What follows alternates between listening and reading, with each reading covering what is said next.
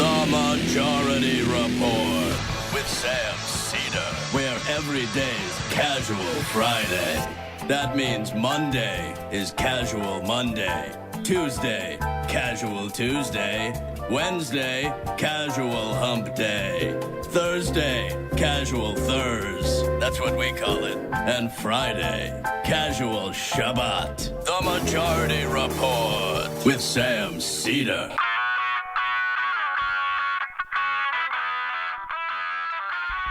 It is Friday, May 31st, 2019. My name is Sam Seder. This is the 5-time award-winning Majority Report.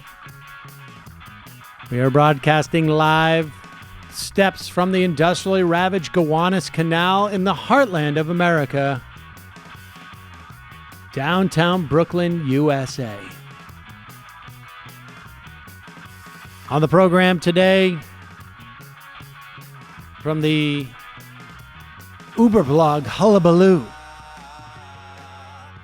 Heather Parton, or Digby, will be joining us to look back on the week that was and look forward to the weeks that sadly will be.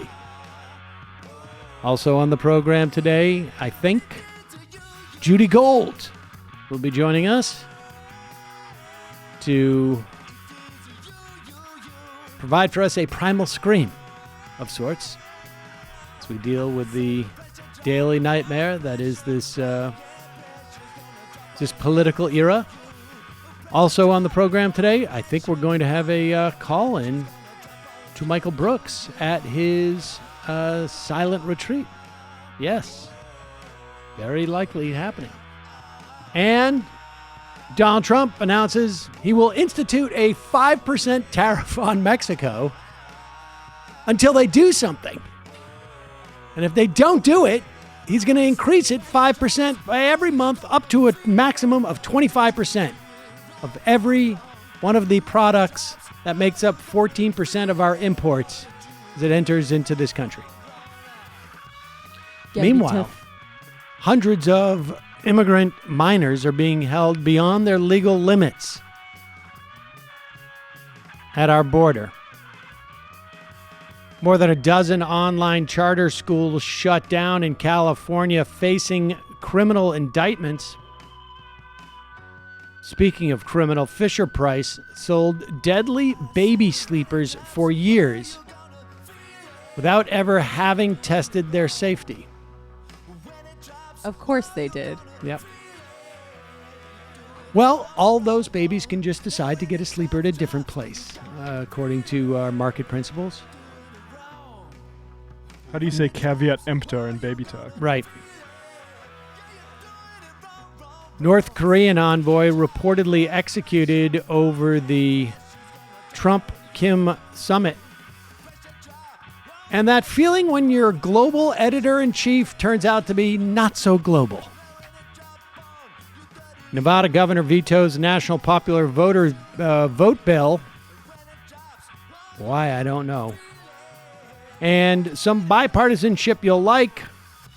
And lastly, some very good news. New Hampshire kills its death penalty. All this and more on today's program, ladies and gentlemen. Welcome. It is the end of a rather long week. Long, short week.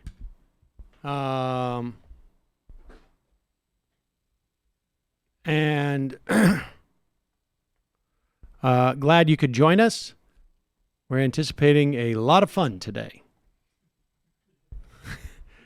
There's been a bit of a meltdown on the right wing right now. Meltdown May. It's Meltdown May. And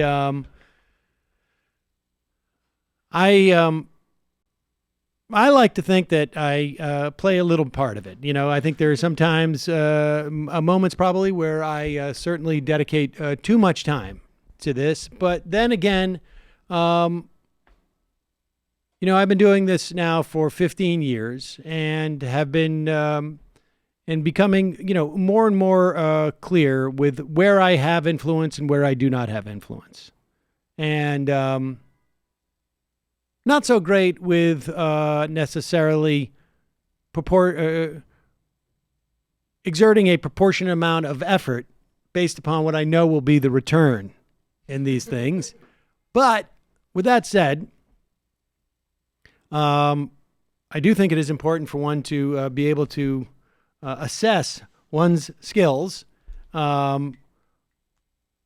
without ego. Maybe they're not always where you want them to be, but if God made your hand into a hammer, then you should be banging nails. If it's a saw, you can't feel bad that it's not a hammer, and you got to saw things.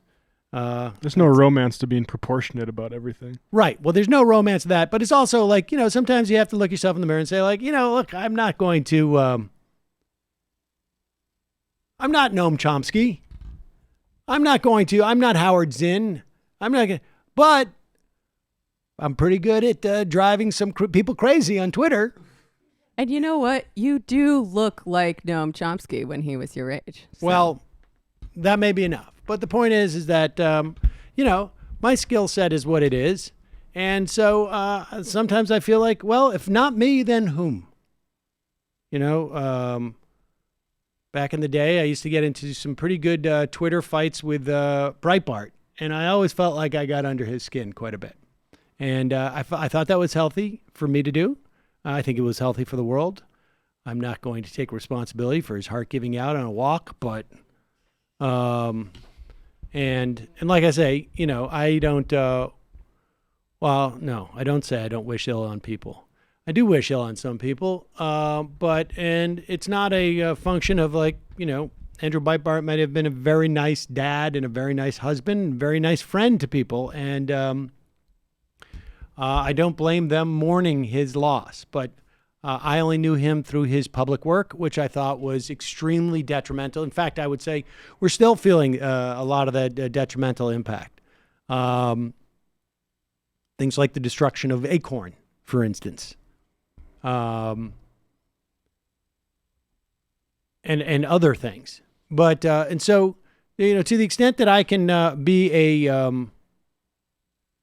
a cog in a wheel that in any way inhibits another wheel, I'm happy to do that. And so with all that said,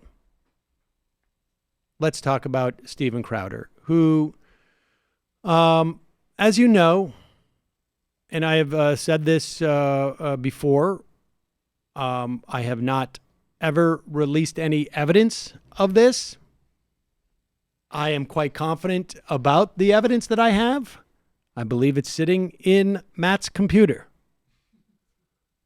New York is what is known as a one-party state.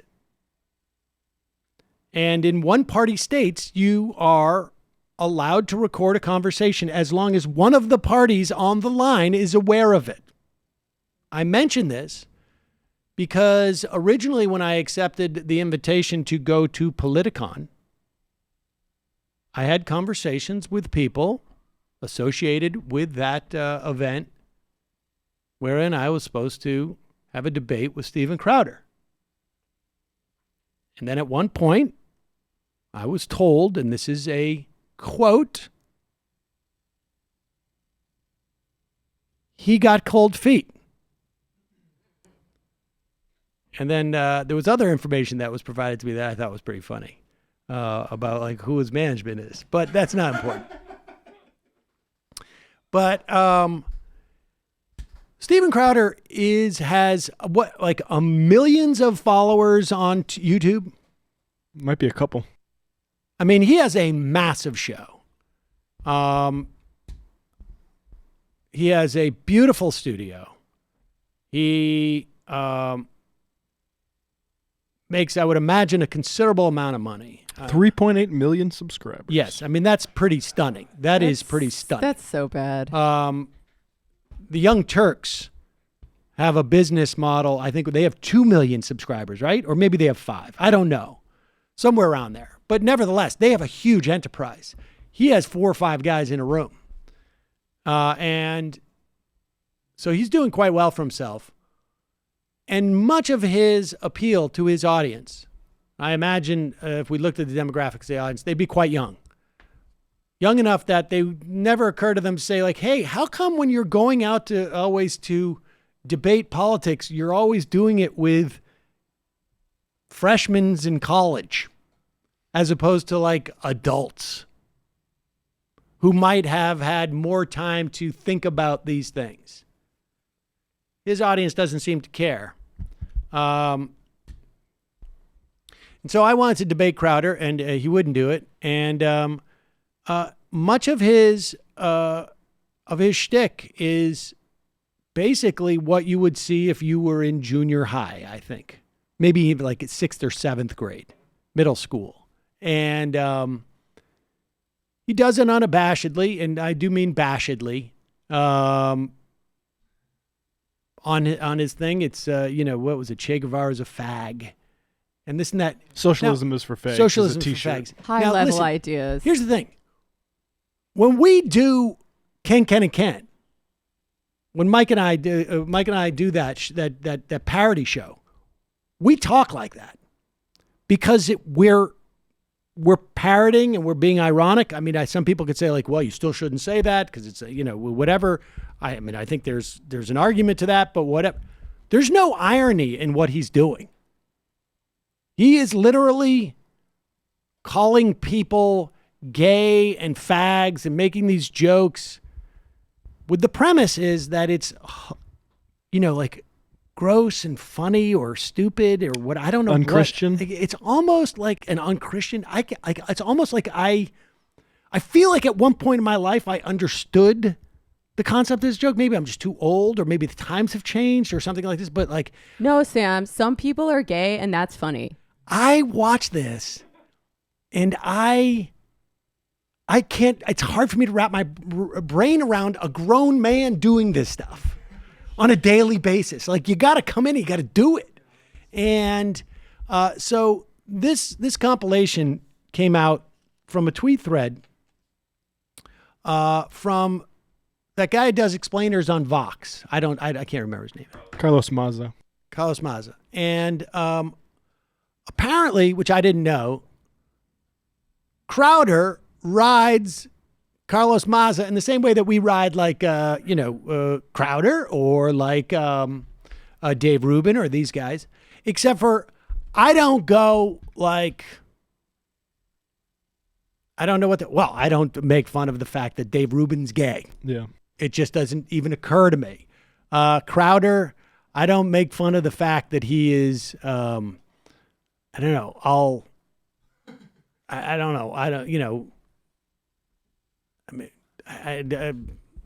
white. I mean, I'm white. I don't know. And but Carlos Maza basically details in this Twitter thread that, and he doesn't blame Crowder. Good for him, because Crowder's just doing what Crowder does. But Crowder has challenged Maza to a debate, but the premise of it is that he's so gay, he's going to lose the debate. Or something to that effect. And apparently, when they go after Maza, it's not just debate Steven Crowder. Like my understanding is that people sometimes do to Dave Rubin with my name. Right. They doxed him and give him death threats on his cell phone. And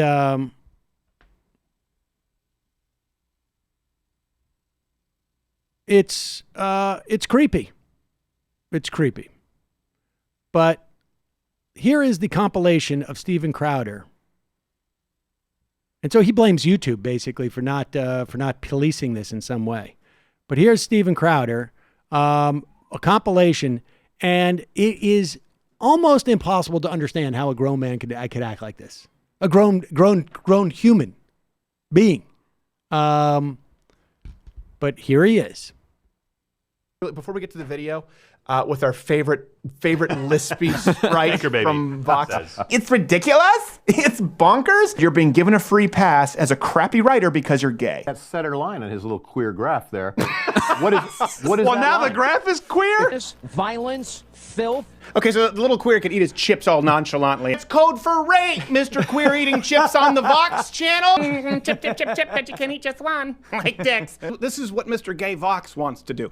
Mr. Lispy Queer from Vox. What were you holding, Gay Latino from Vox? Even his hand movement and fast motion is gay. Now we're here with the short-haired angry lesbian on Skype. And cable news bitching. Two gay guys sitting there eating a banana. We get the symbolism there. The truth is hiding in a closet 2 weeks later, probably along to his next Pride Parade outfit. This guy on the gay semi-Latino Vox. Oh, okay, so you really are just an angry little queer. All right, I can't deal with this Sprite anymore. Okay, he just sashays across without, the gay Vox Sprite is wrong. Now he could be a tranny, Your Honor. Never know how many lispy, angry Sprites and Vox sashay across your screen and try and tell you otherwise. Or you, by the way, the gay Mexican guy, the gay Latino V-neck. Gay Mexican. Or Mexican gay guy used to work. Mexican gay Latino there at Vox. Oh, gay Latino from Vox. The token Vox gay atheist Sprite with surprisingly flaccid chest, considering how thin he is. It is very bizarre to me. Ad hominem, yes, but it was an addendum to fat. So weird. Like what? That is a very.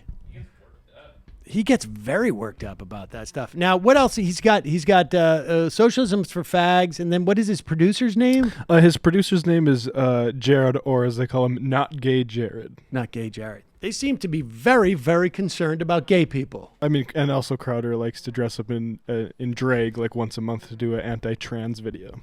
Yeah, you know, it's like how Alex Jones smokes weed once a year just to make sure that it's still bad.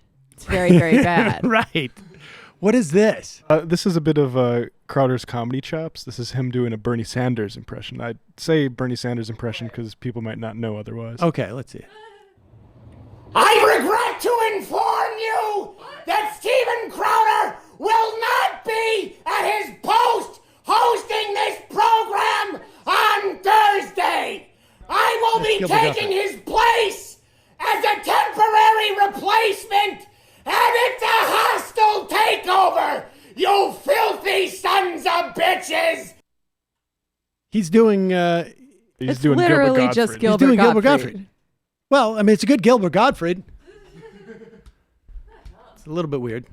It's the only Jew I could do. So what are you going to do? It's conservatives doing comedy, folks. There you go. He's so bad at this. Even for like the standards of the current culture wars, he's like 10 years behind. Yeah, that's true. But it is, I think he's geared his show to 14-year-old boys, 13-year-old boys, 12-year-old boys. YouTube itself has actually, let's see if I can find this here. They actually said, we're going to look into it. Thanks for bringing this to our attention, Carlos. So, I mean, who knows what their follow-up is going to be, but... I mean, this is, I don't know. I mean, I don't know how you deal with stuff like this. Just ignore it. Well, it's tough because... I mean, YouTube has anti-harassment and anti-homophobia like policies, right? I honestly, I don't know what there is to do about this. I really don't know. I don't. I mean, I just don't. Aside from breaking up YouTube, like I don't know how you deal with this, other than.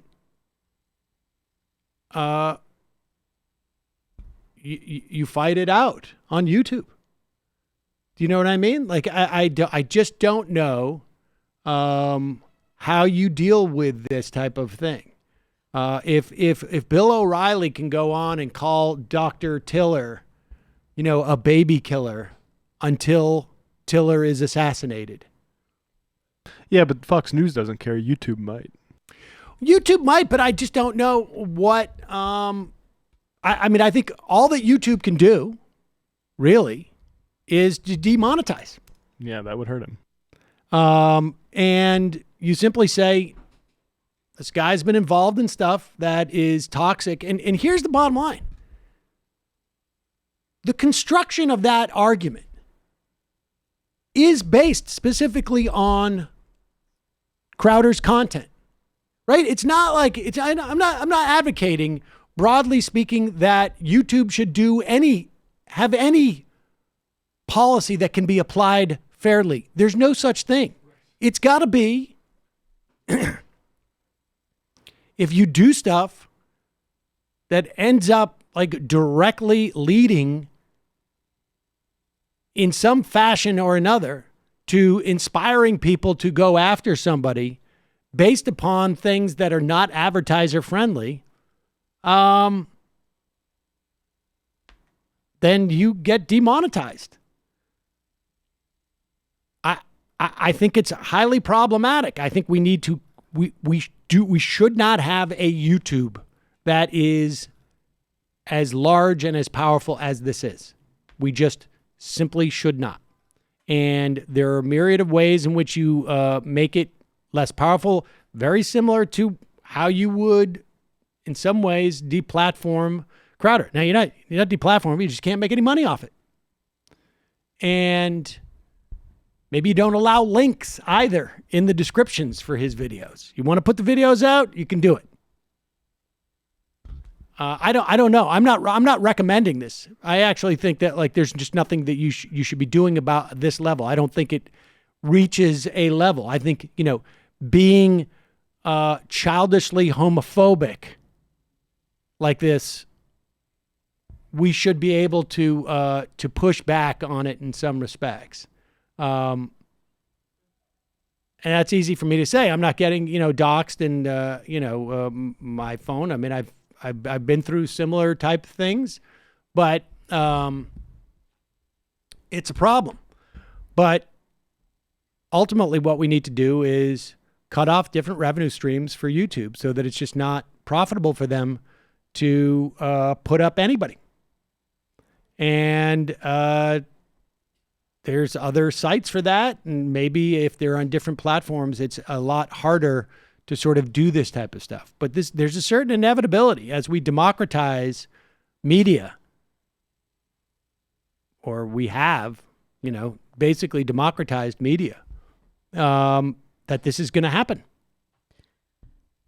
Yeah, I mean, it's not a short-term solution, but like thinking back to the idea of nationalizing these large platforms, I don't think it would work under our current system. But if we had truly democratic control over the state and over these giant new things, I have to believe that they might be somewhat better at regulating. I mean, assuming that the vast majority of people vote against homophobia or whatever. Right, but I think we would have the same problem, wouldn't we? I mean, could you really have a you'd have the exact same problem.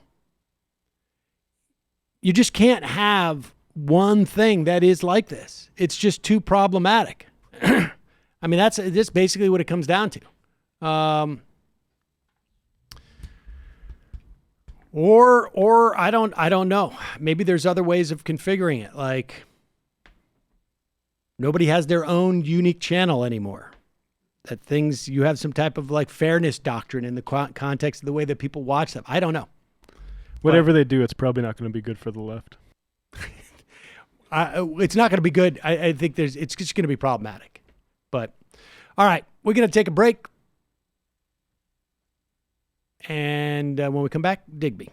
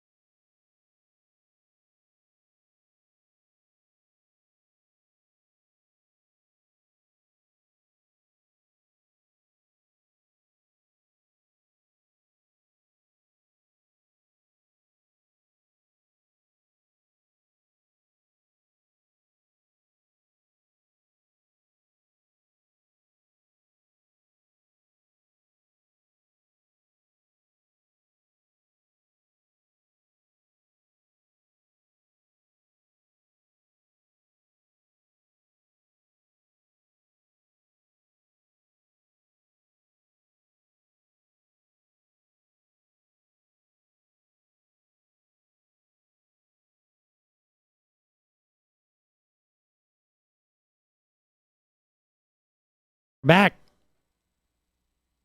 Sam Seder on the Majority Report. Ladies and gentlemen, it's Casual Friday. And it's this Casual Friday, which means that only this tune works. Are you ready for some pee-pee? Yeah. That was it? Why does it feel shorter than normal? Hello, Heather. How are you? Hi, Sam. I'm doing fine. I'm so out of sorts right now. Like I'm just, I'm taking in way too much information at one time, and it's becoming. I feel overwhelmed. One would think that I've gotten used to this, but we were just talking about. You were just watching that segment on Crowder.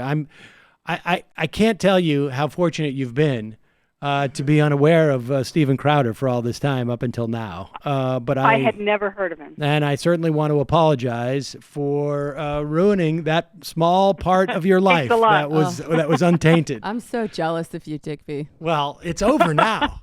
It's over now. The question is it better to have had that ignorance and lost it, or to have never have had that ignorance at all? I think, well, I have to say that I really think my life was better before I knew this person existed. Although, am I surprised? I mean, this 14-year-old boy humor, which was just, it's no different than it was when I was a kid, and that was a long time ago. I mean, I really thought that we had advanced just a little bit. That really juvenile, disgusting, stupid, just it's idiotic. And the idea that there's a grown man out there in 2019 saying this stuff and everybody's laughing and snorting and, guffawing over it. It just, I mean, I'm just appalled. But on the other hand, I look at the president and I look at the people, on Fox News. They're really not that different. I mean, as you said, we were in the break, you said, well, it's not full on Nazi. And that's true. Let's just not, not be grateful for the fact that the guy isn't a full-blown Nazi, but he's, a disgusting homophobe, and he thinks he's funny, and, that's just kind of mainstream. I mean, I'm sorry, I know the president doesn't actually say this stuff about gay people, but I would bet, everything I have that he says it in private, because it's just so perfectly, like him, and it is exactly the kind of, as Bill Barr would say, snitty, stupid humor that this is where we're at in our national discourse, and I can't say I'm surprised. This guy is probably quite popular, and I'm sure they're great. And it's not just kids who are watching; it's not just 14-year-old boys. That may be his audience, but I have to say that in the conservative side of our country now, they're all a bunch of 14-year-old boys, and they all have that kind of mentality. So I'm sure he's got a big audience for this, and it's not just kids. I'm sure it's adults as well, and probably a few stupid women too. I'm going to spare you the details of Ash Wednesday and the Mug Club, so that you don't have an existential crisis. And thank you. And just like turn to the west and just keep walking until the Pacific basically overtakes you. But so okay, let's talk about the other thing that I think is is upsetting. Obviously, Mueller this week comes out and says not a whole lot that's new, but a whole lot that's new to a lot of people, I think. Yeah. Right. And that was the point. Yesterday on the program, we had Marcy Wheeler on for an extended, sort of comprehensive roundup of both, the investigation, where it ended up going and not going, and what is left, and maybe what can happen going forward. But let's try and focus on the politics of this. I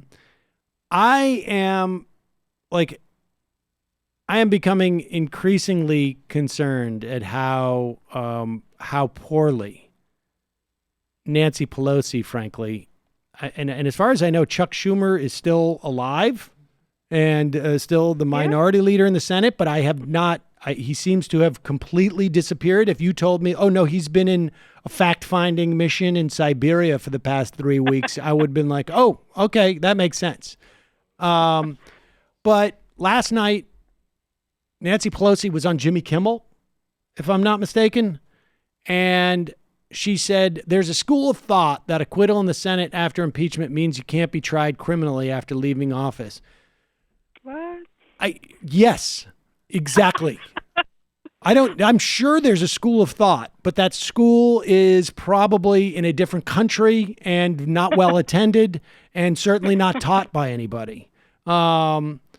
This is the relentlessness in which she is avoiding this is really disturbing to me. And I see a myriad of problems happening. I don't get what the plan is here. Well, I keep hearing from people that, when I criticize Pelosi, and let me just say up front, I have great respect for Nancy Pelosi. She's an incredible legislator. She keeps her caucus together. There's a lot of great things about her. But, I don't worship the woman, and I don't feel like I have to, fall in line behind everything that she does, and I think she's wrong on this. I really do. I mean, that comment on Kimmel was absurd, for one thing. There is no school of, I don't know where she got, I've never heard that, and I read a lot about this, and there's nobody who thinks that. Moreover, she said again, I think he wants to be impeached. He didn't say, I think he wants to be impeached. She said, he wants to be impeached. That's the most ridiculous thing I have ever heard. The man had just come out earlier that day and said, I think impeachment is the most dirty, filthy, disgusting word I've ever heard. I mean, he calls it the I word. This man does not want to be impeached. And the reason he doesn't is because there's one thing he's good at. And that is he's good at sussing out how, the media and his image and all of that. And he understands very well that an impeachment process carried out on live television is going to be very, very hurtful to him. He understands that because he knows how that particular part of our politics works. Apparently he knows it better than Nancy Pelosi does. But, I say the guy is useless in almost every way, but you have to pay attention to him on this one because he gets it. And he does not want to be impeached. And the idea that she keeps saying that is infuriating to me. I'm sorry. I don't even understand what that's not an argument. Okay, let's say he does want to get impeached. Okay. So? So what he has some type of vision. This guy's so sophisticated about, what happens over the course of an investigation of 15 months. That's like saying he wanted to be investigated by Mueller. It doesn't you don't know. It's exactly the same. Donald Trump does not know how this is going to turn out any more than Nancy Pelosi does. I mean, that to me does not seem to be an argument. You need to follow it up with it can't be just if he likes green M&Ms, then I'm going to like green M&Ms. That doesn't make any sense. Of course it doesn't. And of course it's ridiculous. I mean, it's exactly what you say. That's a really good point. It would be like saying, well, he really wanted Mueller to investigate him. I think it's pretty clear over the course of the last 2-3 years that he did not want that investigation. Neither does he want impeachment. This whole thing is driving him crazy. And as you say, it's irrelevant what he wants. This is not his decision to make. This is the decision of the Congress. And for reasons that look, people keep telling me that there's some kind of 12-dimensional chess going on here on both sides. Trump, he wants to be impeached because then he'll be vindicated by the Senate and he can go around saying he was exonerated. And I'm going, yeah, whatever. He's going to say he was exonerated anyway. That changes the calculus not at all. And on the other side, it's Nancy Pelosi. She's just saying all this so that she can appear to be reluctant, and then they'll get enough people for impeachment, and then suddenly she'll say she had no choice. All of that, okay, even if that's true. I don't care. I can only go by what she's saying, and what she's saying is ridiculous. And in my view, it's harmful because what it's doing, it's telling the American public, he committed all these crimes and he's completely inept. And, I know you sent a large majority to the Congress last November to do something about him, but I'm sorry. We just can't. It's not good politics for us. It's just not going to work for us politically. So we can't really do that. So let's talk about, that prescription drug plan that we passed that will never see the light of day in the Senate, and Donald Trump wouldn't sign if you put a gun to his head. So let's talk about that instead, because that's what you really sent us there to do. None of this makes any sense to me. I mean, it's as delusional as what you see on Fox News. in a different, in the left side of the dial, where, you've got people acting like this thing isn't happening. And this is what, she wants to pretend, she and others, I heard people, like, for instance, they're now floating this idea of censure. I mean, if they could find a more weak-ass, approach to this than censure, I don't think that one exists. And they had Ro Khanna, a guy who I normally am very, positive about. I mean, he's a good progressive. He's, but for whatever reason, he was on Chris Hayes last night talking about how, well, maybe we could censure him. Jim Jordan and Mark Meadows would stand in the middle of the floor and, take off their clothes and laugh at everybody if they tried to censure Donald Trump. Like, he cares. If anything, Andrew Jackson was censured, and he loves Andrew Jackson, and he's on the $20 bill, and he's going to stay there as long as Donald Trump is in office. So, this is a ridiculously weak and pathetic and impotent approach to dealing with what I think most Democrats, I really believe this, feel is an existential threat. I mean, this guy is, we can talk about Bill Barr. If you don't think that guy's an existential threat, then you've got another thing coming. Well, and I don't even think that you need to think that Donald Trump is an existential threat. I mean, I from a political standpoint, it is clear there is no plan. Their only plan is no impeachment. There is no plan. Ryan Grimm, I went to a book talk of his the other day. He said they're running out of bills in the House to bring up. Now I'm like, what? Wait, what? Like, I can understand Nancy Pelosi. I can understand this position. We cannot impeach. I've got 25 members of my caucus who are coming from purple districts. They are nervous that impeachment will mean they will lose. I don't want to lose the House because we probably won't get the Senate. And, who knows what's going to happen with the presidency. So my plan is we're going to do the people's business. We're going to pass bills. I don't care if the Senate says no, we're going to hammer them every day. That's a plan. I may not agree with it, but it's a plan. That plan doesn't exist. She just has, I've got to protect 25 members of my caucus because I don't want to be the minority. I want to maintain the majority. And that's the most important thing to me. And I think this is going to work out. But here's my question. What happens between now and that election in January 2020 if the Democrats don't impeach? Like what? There's a vacuum there, and something's gonna fill it. And the Republicans aren't going to stand by and go like, oh, well, these guys didn't go after President Trump, so I guess we won't, try and arrest everybody else. Well, that's exactly right. I mean, Nancy Pelosi and the Democrats may not have a plan, but the Republicans do, and they have been very open about it. We know exactly what they're going to do, and they're going to be doing it in the U.S. Senate under the auspices of Lindsey Graham and the Senate Judiciary Committee. They are going to do the investigation into the investigation. This is like this weird, bizarro world counter-narrative where, the whole thing was bogus. It was this investigation was ridiculous to begin with. It was a coup, which apparently was staged even before the election, even before Donald Trump got the nomination. They were staging this coup.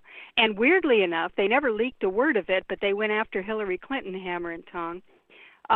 Instead, I guess because they just want to make sure it didn't look too bad for them. I don't know what the logic is there. But this is a real thing, and people are dismissing it at their peril, because it's not just the Senate doing what you could dismiss as a partisan counter-narrative investigation.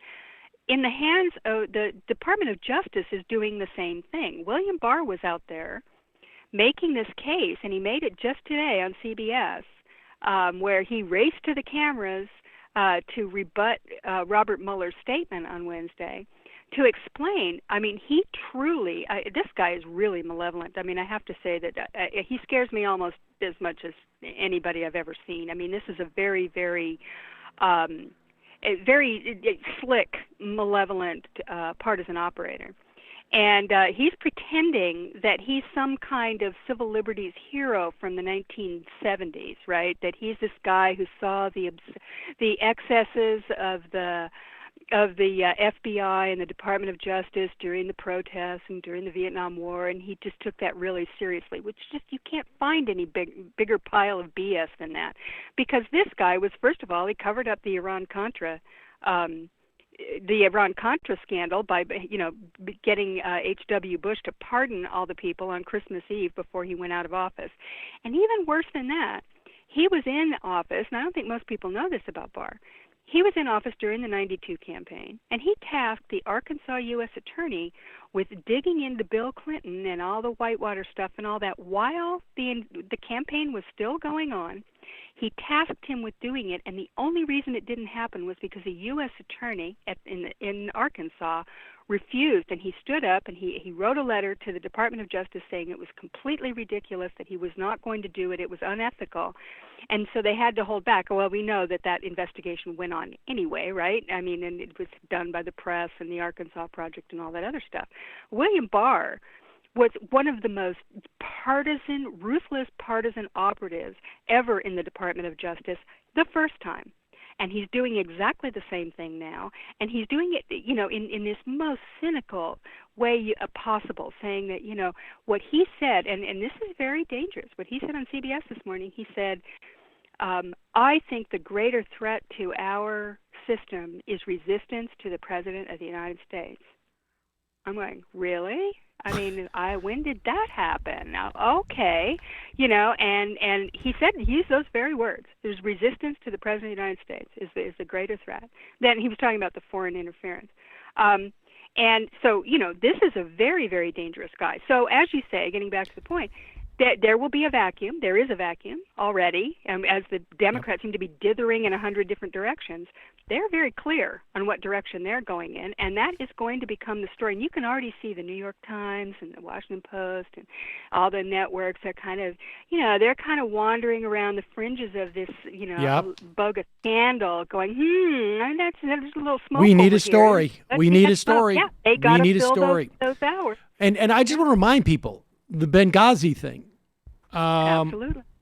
The Republicans had maybe five different entities as controlling the House, maybe in the Senate too. I think it switches off. Investigate Benghazi, and it ultimately was the investigation that brought up the whole personal server thing.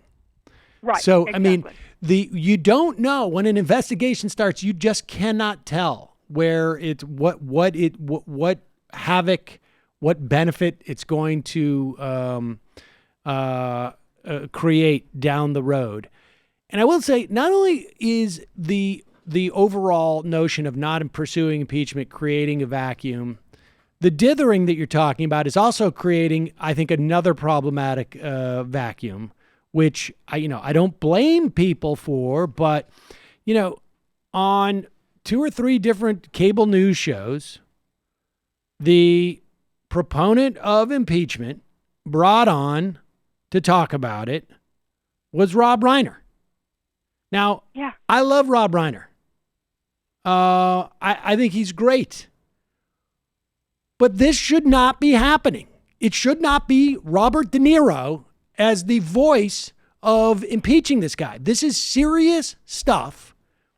Politicians, lawyers, judges, people, non-celebrities should be the most prominent voices that are calling for impeachment. But there is a vacuum because the leadership of the Democratic Party has ceded this ground. And so I don't blame, filmmakers and actors coming in and making this appeal, but I do not think it's effective. I just don't think that it's reaching the right people. Now, maybe they can convince Pelosi. I hope so. But this is a real problem. Like now, backbenchers in the Democratic caucus and other people have to stand up because there's no plan. And the only thing worse than a bad plan is no plan. I genuinely believe that. And this is, it's just highly, I can't get over it. I mean, this is total malpractice here. And I think the presidential candidate should step up and put more pressure on Pelosi to the extent that they can. But, you know, they're all looking for support, so they're afraid to do it. This is a bad situation. And I don't know if she thinks it's just going to go away. Like, how could Nancy Pelosi think that, like, well, if we get past Mueller and this and that, nobody's going to be thinking about impeachment anymore? Wait, what? Like, you're going to maintain the driving force that brought you the greatest midterm electoral victory in the history of midterms, and you're going to sort of try and, like, I'm trying to figure out how this works. We work with Donald Trump or we don't work with Donald Trump. People won't notice that he's continuing to, I don't know, do stuff that is impeachable, and so the calls for impeachment are going to die down. And won't that necessarily involve an acceptance of Donald Trump, which is going to undercut the elections in 2020? Like, I just don't even understand. I would love to see just the flow chart of how this works in her mind. Well, you know, I don't understand it either, although from what I gather, they have really convinced themselves that the reason they won the election last November was based upon their domestic kitchen table issue agenda. And that's because everybody was talking about that on the campaign trail. People were talking about health care and, you know, prescription drugs and taxes and college loans and all that stuff, which is true. They were talking Absolutely. about it. But the subtext of everything that happened in November, and I cannot believe that these people don't know that, was they knew that none of that stuff was going to happen as long as Donald Trump is president. None of it was going to happen. They sent them there that November. They didn't sit around and wait and go, you know, hey, whatever, I'm going to get on with my life, and then in 2020 I'll come out and I'll vote against him. They didn't do that. They went out and to send a clear message that they wanted Donald Trump stopped. This was not, I absolutely know this in my bones. This was not about them saying, you know, we really want you to go to Washington and ignore Donald Trump and just pass some symbolic bills, which will be really nice, makes people feel good, that we know won't get passed. But that's what we want you to spend the next 2 years doing, and that's what we sent you there to do, and we don't care about any of the rest of this stuff. And furthermore, Sam, I think it's insulting to the electorate to suggest that they don't care about any of this stuff. And that's really what they're saying. Oh, come on, you know, this impeachment thing, this is just a waste of time. He'll just go around saying he was exonerated because it's not bipartisan. And, you know, what people really care about, and they come out and say this openly on TV every single day, what people really care about is their own lives and what's going on in their own lives. Basically what they're saying is, our voters don't care about the country. They don't care whether or not we have a criminal in the White House. They don't care about the fact that our system is being totally destroyed and that the president goes overseas and makes a spectacle of himself and that everything in our system has been turned inside out because of all of this, and that the Republicans are now a nihilistic, I mean, you know, can we say Mitch McConnell, you know, a nihilistic blight on our Constitution. They don't care about any of that. What they care about is they just care about themselves. That's all they care about. You know, as long as we talk to them about what we're going to give them and what they have, they'll be happy. I mean, I think that's insulting. I mean, I really do. I think the American people do care about what's happening. I think they are, you know, maybe they're confused by it, and I can't blame them because, you know, you've got Democrats running around dithering, Robert Mueller making speeches, William Barr, Donald Trump running around the world, you know, talking about Kim Jong-un like he's his best friend. All that stuff is a confusing morass that it's hard to sort of, you know, work your way through it. But nonetheless, they care about it. And I think, you know, look at this town hall that Justin Amash had earlier this week. I mean, Justin Amash is a super conservative Republican. He was one of the founders of the Freedom Caucus. He came in on the Tea Party wave. He's a libertarian.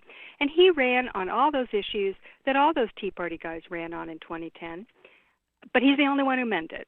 Apparently, he is the only one who actually cared about, you know, the Constitution and the Gadsden flag and civil liberties and all the stuff they pretended to care about.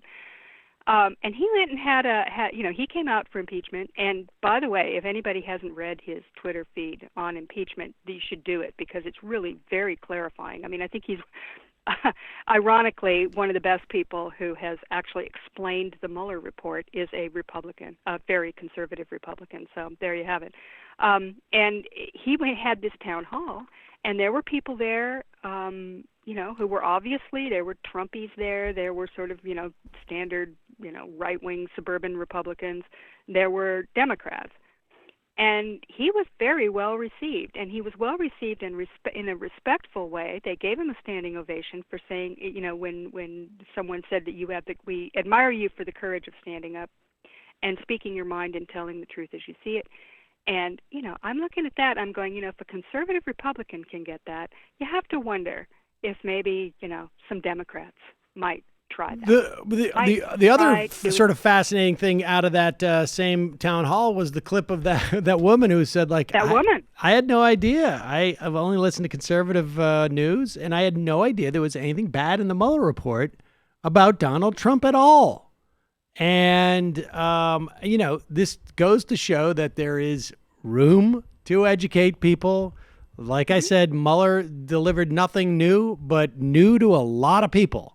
And I just don't think, and I will admit that like a week and a half ago, I thought Pelosi's close. She's turning. And it seems to me she is not. And everything she is doing now, I think, is basically just completely limits all the possibilities. I mean, at one point, the whole point of impeachment is not to get Donald Trump out, because you're not going to get Donald Trump out. Maybe there's a 2% chance. The whole point is to make the Republican Party own him. And they have failed to do this since day one. They failed at the convention. They failed during the campaign. Clinton and Schumer in particular, Schumer bragging about he's got to deal with Paul Ryan, and Schumer and Clinton were all going to do this repatriating the taxes. They have failed to do this. And the only thing that makes any sense, and when you see Joe Biden literally articulate this, right, that they're going to revert back to the mean after Donald Trump is not around, and they're going to be okay after this. They're in a fever, whatever, all this BS, which still, it shocks me that not a single candidate, frankly, not a single one, has had the smarts to go out there and say, even if they do it through surrogates, Joe Biden is criticizing Barack Obama here because they didn't have Donald Trump 4 years ago, and they didn't work with Right. Somebody will at the debates, I bet. Well, they should have done it earlier because it's also political malpractice. But the idea that the Democratic establishment in some way refuses to lay a glove on the Republicans and attach Donald Trump to these Republicans, which is what impeachment's all about. On day one, you set out, this man is going to be in office in 2020. We're going to do our job, but the reason why he's going to be here is because the Republicans will not do theirs. Exactly. And why isn't that a great argument? I don't understand them. That's a great argument. It's saying, look, we're going to lay out everything right here. It's going to be right here for you, just like the Mueller report, right? Only it'll be broader. It'll have emoluments and, corruption and all the malfeasance and the abuse of power. Lay the whole thing out and then say, and you want to know why this guy is still in office? You want to know why he's even on the ballot right now? Because all of these Republicans over here refuse. Don't care about the Constitution. We could sit up here and we could keep passing bills that we know are not going to pass. But what we're going to do is we're going to do our job and provide oversight and let the American public know exactly who has been sitting in the office and who the Republican Party is protecting. And you make that argument. It's beyond me now that because the other thing is and I have had this conversation a couple of times. Nobody seems to be talking about. Everybody discusses one side of the ledger. do we impeach or not? Do we, like what's the value in impeaching? Nobody talks about what the cost in not impeaching is. It's stunning to me. Well, it seems obvious to me that the cost of it is that Donald Trump will look like, the strong one who basically cowed the Democrats into not taking action and dithering around like a bunch of chickens with their heads cut off. And that he basically withstood. He's a strong guy. He stood up to them. He basically survived. And look at him. And a lot of people are going to find that a hell of a lot more compelling than the Democrats running around like fools that couldn't figure out what to do about it. It's very worrisome. It really does worry me. And the one tell for me is this whole 5% tariff thing, because that's how he's in a sort of a panic mode. They always return to the brown people whenever there's a problem, and that's basically. Absolutely. And now everybody's talking about it, and the market is tanking, and he's doing all this stuff. And again, another impeachable offense. He's using a phony national emergency to enact powers that no other president has ever enacted under these circumstances. This is crazy time, and we're just like shrugging our shoulders. Oh, okay, tariffs on Mexico, sure, in order to stop drugs and immigrants. I mean, that's ridiculous. And the idea that this is happening and nobody even cares about it anymore is yet another bit of evidence that the man is completely out of control, and the Democrats are going to sit there and go, oh no. I mean, now if they cave on the USMCA, the new NAFTA, as a result of this, I don't know what I'll do. I'm gonna put myself into a home, because that will show their weakness more than anything else. And that's what he's trying to do, Well, Heather, if you could do me a favor, save me a bed in that home. Everyone's welcome. We're all going to be there. See if you can get me a room with a window. That's all I care about.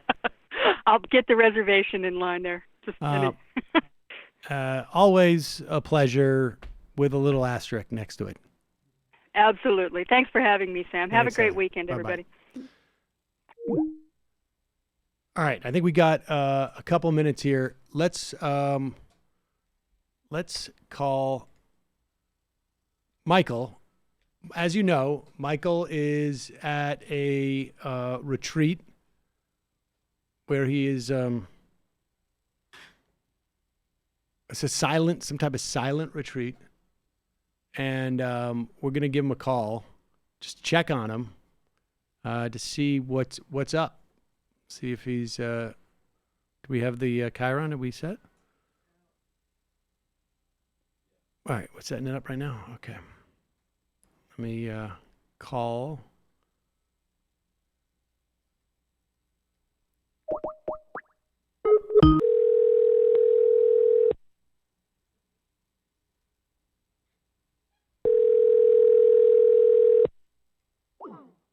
Oh, he didn't answer. Hold on, here we go. Try it one more time.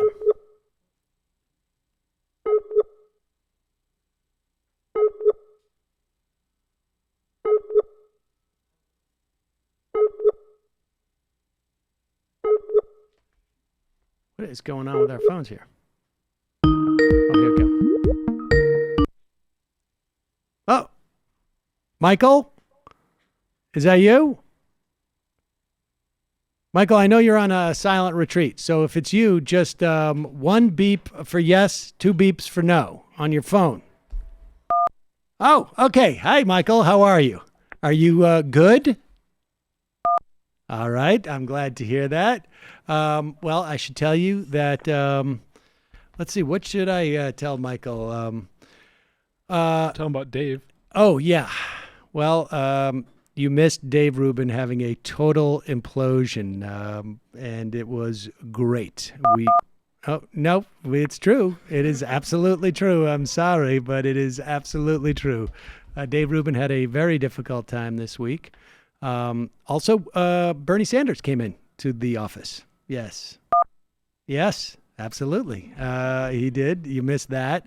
I'm sorry. We also, what's that? Oh yeah, Lula da Silva called in while you're. Yeah, no, he did.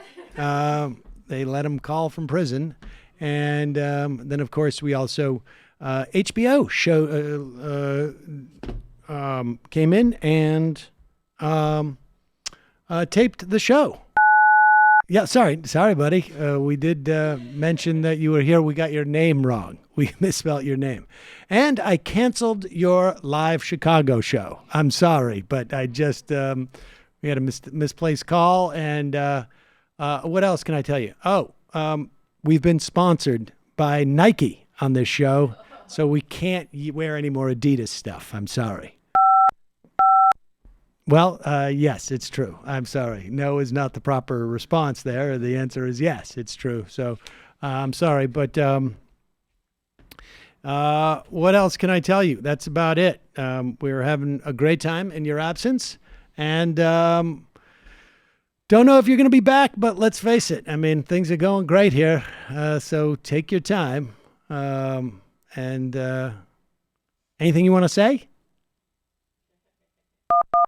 No? Are you sure about that?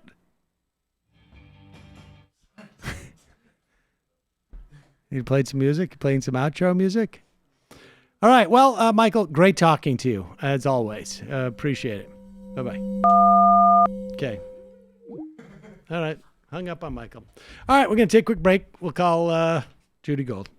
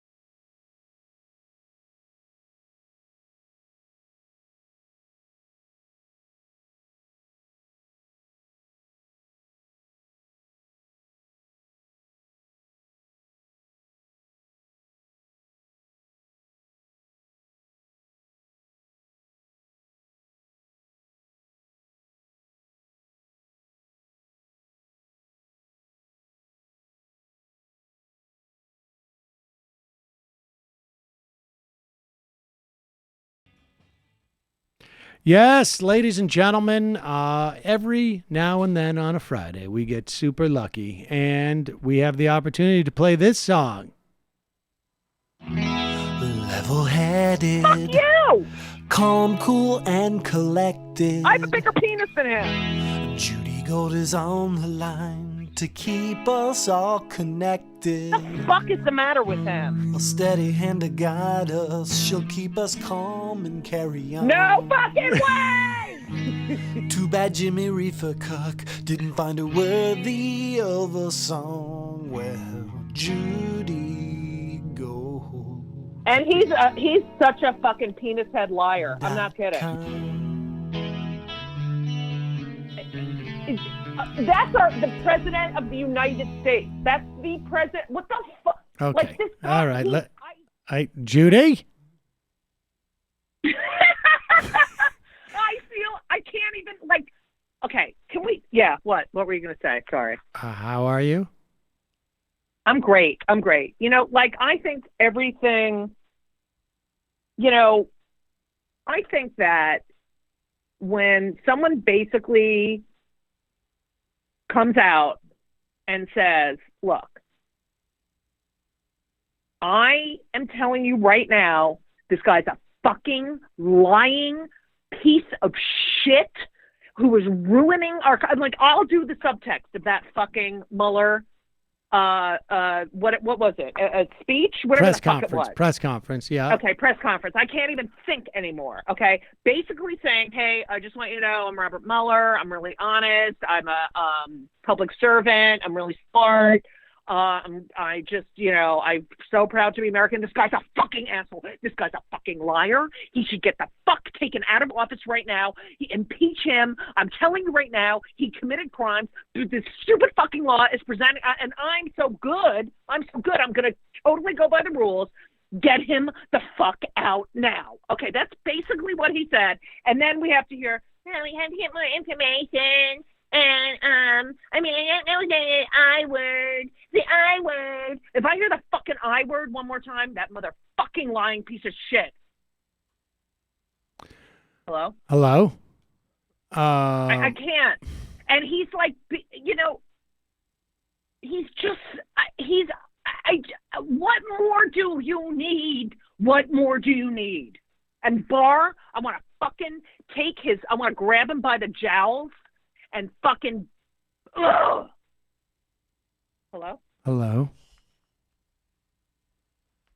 I can't take it anymore. What's going on? No, I'm serious. Like, what's going to happen? Like, what more do the Democrats need? There's one Republican with the ball. What? I just spent 40 minutes asking Digby the same question. And she spent 40 minutes asking me the same question. What?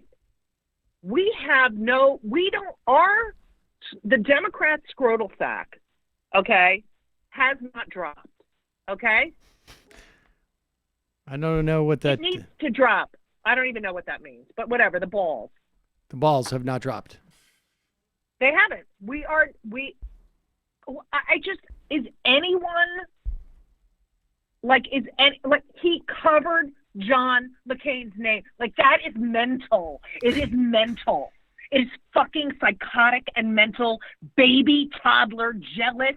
We have to cover, seriously, we are dealing with, the most immature, dumb, lying, fucking idiotic, enlarged prostate asshole. I can't. We have footage of his prostate. No, of his prostate, Okay, and but we do have footage of Meghan McCain talking about it. Which I can't. Yeah, go ahead. This is let's bring this up. I mean, this is one of those things where it's sort of you're doing a joke on a joke, where it's sort of hard to figure out who which is worse. What Trump actually did, or the way that Meghan McCain phrases it, it's that the problem is, well, this is the thing about Meghan McCain, right? It's she is the worst person to talk about this because exactly. But nevertheless, that's what we have. Here she is on The View talking about the report. I'm gonna vomit.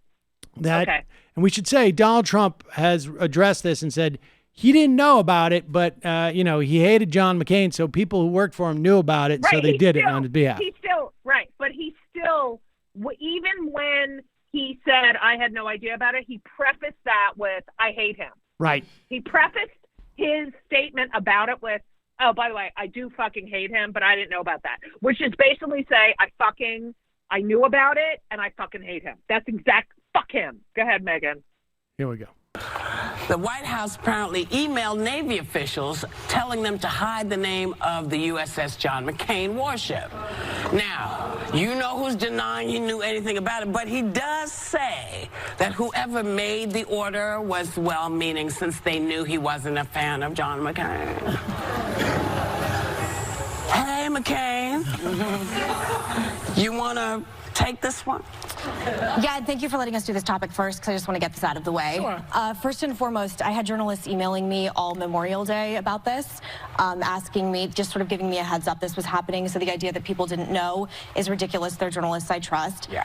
I will say the president's actions have consequences. And when you repeatedly are attacking my father and war heroes... Pause it for 1 second.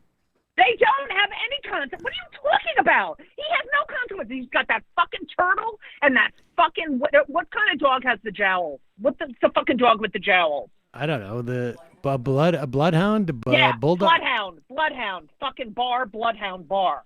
Okay, and fucking Lindsey Gay Graham. I can't. You know, all these people are just, he has no consequences, none. And first of all, Megan with the, yes, I've known about this all weekend, and let me just get this out of the way because I'm like really important. No one can talk about my father except for me. Well, I know. Wait a second. Now, where do you think she's going with this? What do you think the implications are going to be that she points out here? Like that Donald Trump would have at no small cost, have this covered so that, or his people would have it covered so they didn't have to see it. What is this? We have to pay for that, by the way. We have to pay for that. Go ahead. What is this going to lead to? Do you think Meghan McCain is going to say? You know what? That's an excellent question, Sam. I mean, there's a million different ways you could go with this, right? Like this guy is acting say? like some type of autocrat. Like the idea that like you don't like a name, so you want it erased is bizarre and creepy, or this is indicative of a guy who like is so mentally unstable that his advisors have to be worried that he can't control himself in the context of like doing a ceremony for the Japanese, that he's going to end up commenting on the John McCain. Like they had sailors who had John McCain on their thing. They got the day off. They weren't allowed to go to the event. They were kept out of the event. I know. What is she going to say? It's going to create a culture in the military where instead of being professional, they start to think that they just belong to Donald Trump, right? Like, because that's a problem here. I mean, if you're like, I want the military, standard procedure, I don't care. You are going to now respond to my whim. That is actually not the fear that Meghan McCain has. Go back just a little bit. And that is the correct fear. Those are all different options. Yes. Here's hers. Will say the president's actions have consequences, and when you repeatedly are attacking my father and war heroes, it creates a culture in the military where people are clearly fearful to show, my father's name in one way or another, and that I think is what has started this chain of events and actions. They're afraid of Trump. Well, I think they're. If you're afraid to have a U.S. McCain hat or show the banner on the warship, which by the way is named after my grandfather and great grandfather, who were the very first 4-star admirals in the Navy, and both integral in ending World War II and the Vietnam War. Oh my God. You're putting people in the military in horrific situations. Okay, so there it is. Okay. The danger is that we're creating a culture where people are afraid to say the words John McCain. That to me doesn't feel like a culture. Yeah, that's exactly right, Megan. And let me tell you something, Megan. Wow. The world revolves around you. There's a thing about her. Like, I loved what she said at her eulogy was amazing. Okay, it was amazing. Okay. But I don't understand. Like, she attacks Amy Klobuchar for, talking about him in a positive way. She attacks her and yet this is.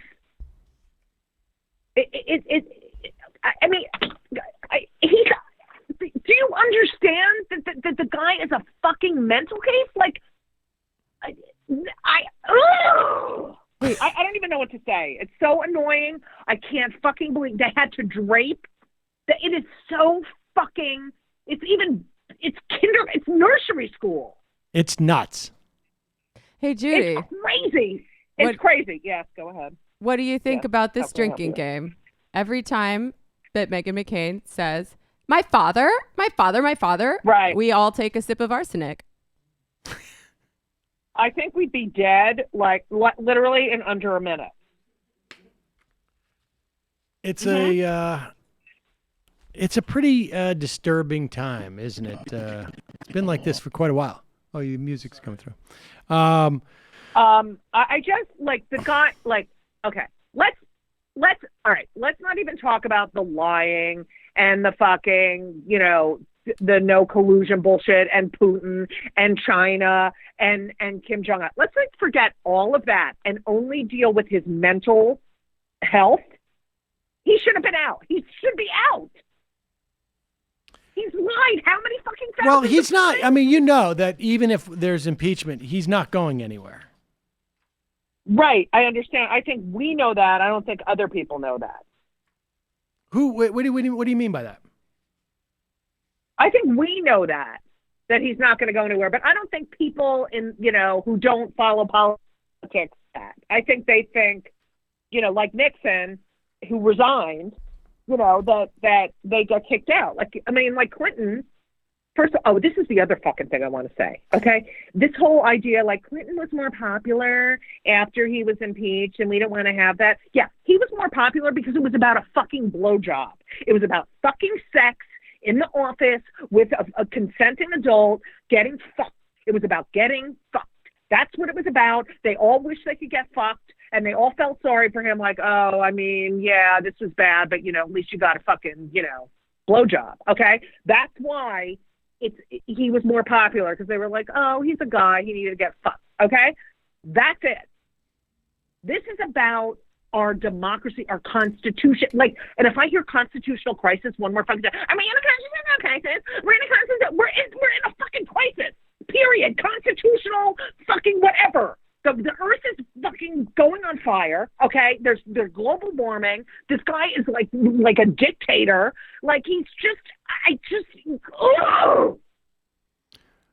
Sorry. How's everything else going? My blood pressure is high. Is that right? No, it is right now. Is anyone outraged by, it's like, Nancy Pelosi is very smart. She knows exactly what she's doing. We need to trust her. You know what? The guy is mentally ill. He's a mental case. Mnuchin, I'd like to fucking smash his fucking face in a fucking fuck.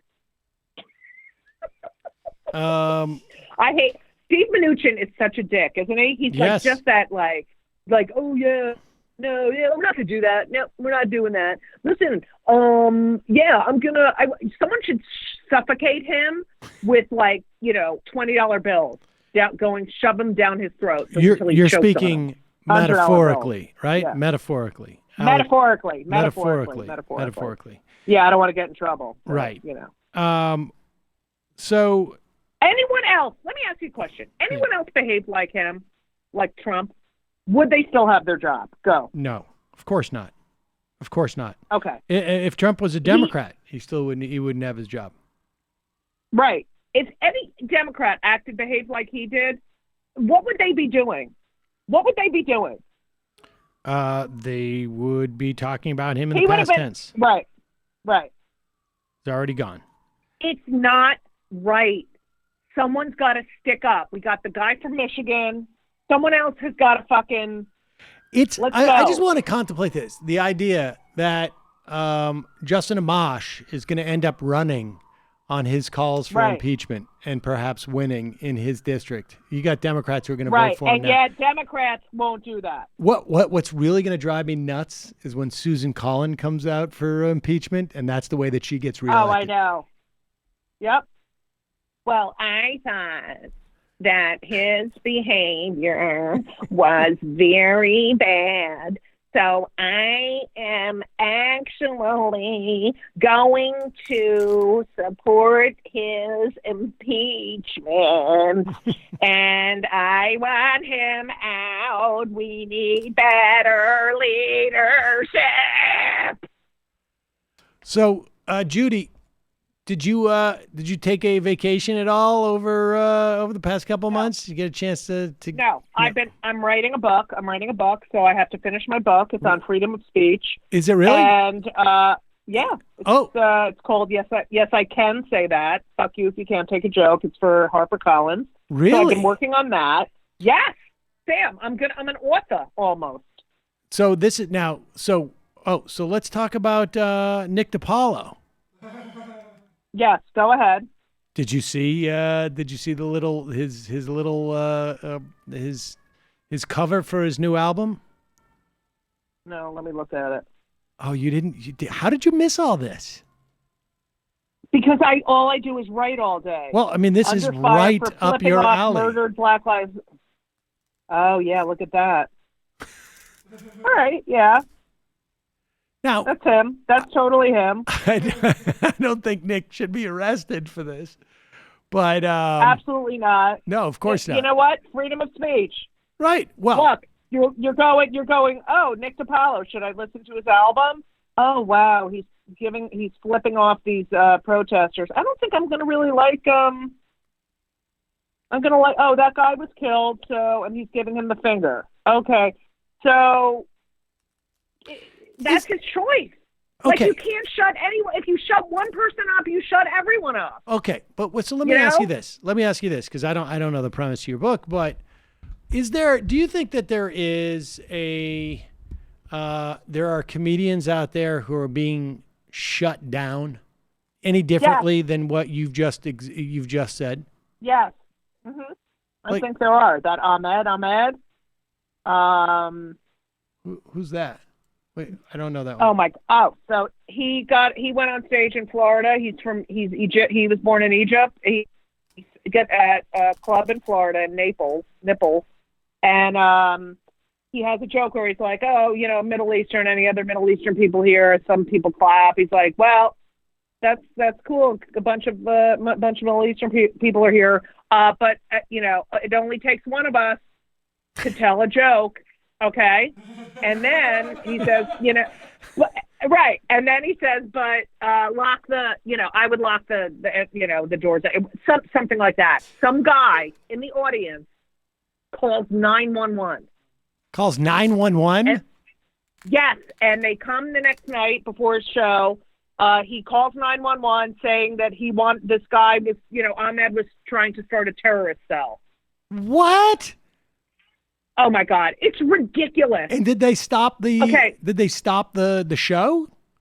No, first of all, they sent two police officers of color, of course, because, and they were like, do whatever you're doing. And he even got an email from the 911 operator. He got an email from her like, sorry, we have to call. I mean, like, okay. Everyone knows it's ridiculous, but he does meet and greets after the show. He waits for the audience. He takes pictures with them and shakes their hand. Terrorists, as he says, terrorists don't do meet and greet.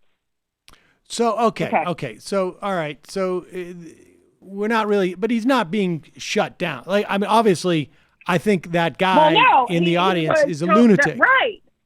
But he was shut down at a college gig, shockingly enough. All right, but that's just somebody saying, look, that's just a college gig like that is just somebody saying the equivalent of like, oh, I just realized that the guy he's giving the finger to is a dead Black Lives Matter protester. I'm not buying that album. I'm not listening to that album. I mean, that's what happens at the college, right? Like, there's no just don't go. Turn it off. Well, or the college, but that's the college not going by saying like we're not going to host you. Yeah, I mean, don't you think that the Ahmed example just kind of shows that the people who are more likely to have their freedom of speech interfered with by the government, which is what the First Amendment is actually referring to, tend to be marginalized people and people who are speaking out against the entrenched power structures. Like, well, but the government didn't stop him. They just showed up and basically apologized. Well, okay, be that as it may, it could have gone differently for him. Like, my friend Jake Flores tweeted a joke about killing ICE agents that was very funny, and the DHS showed up at his house. Yes, that I mean, that is a good example of something that's problematic. But the college thing, I mean, obviously, I think that the college is being ridiculous, but that's not the same as... That to me is the same as an individual saying, I'm not going to buy Nick DiPaolo's album. Isn't it? It's not the same? No, it is the same. Yes, exactly.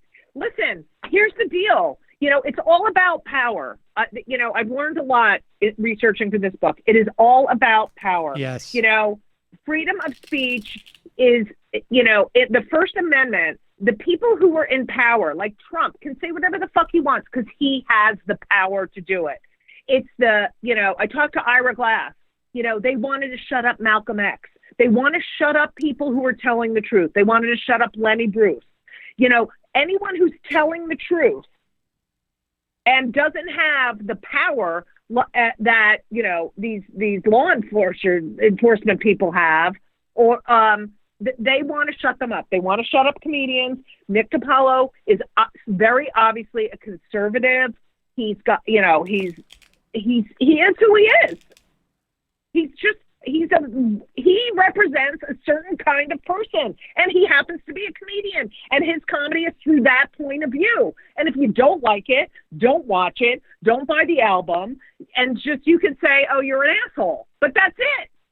Right. Fighting Nick DiPaolo's album cover is not going to change the world. Well, wait a second. Those are two different things, right? Like, okay. Like saying, yeah, Nick DiPaolo has every right to do that album cover, but I also have every right to go on Twitter or anybody and say, like, nobody should buy that album cover because it's gross. Right. I mean, that album. Right. And that's not right. You shut one person up, then you shut everyone. Like, it's like saying, I don't want this person at my college because they're, you know, right-wing Nazi propaganda, okay? And then, so they say, you can't come to the college. And then they have some, like, you know, lefty-left, pro-gay, pro-gender fluidity, pro-whatever. And these other people are like, well, you didn't have that one, so you can't have this one. And that's you know, you can't shut anyone up. Well, wait a second. But wait, but I am equating the idea that a college would disinvite Nick DiPaolo with the same act as me as an individual choosing not to buy his album.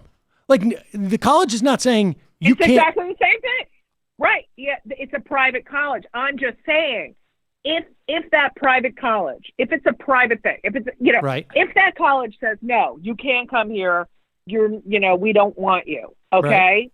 And so you're not coming. And then they have someone else with a completely different opinion. Those people who can protest, you know, they can stand there and say, yeah, it's freedom of speech. Well, of course.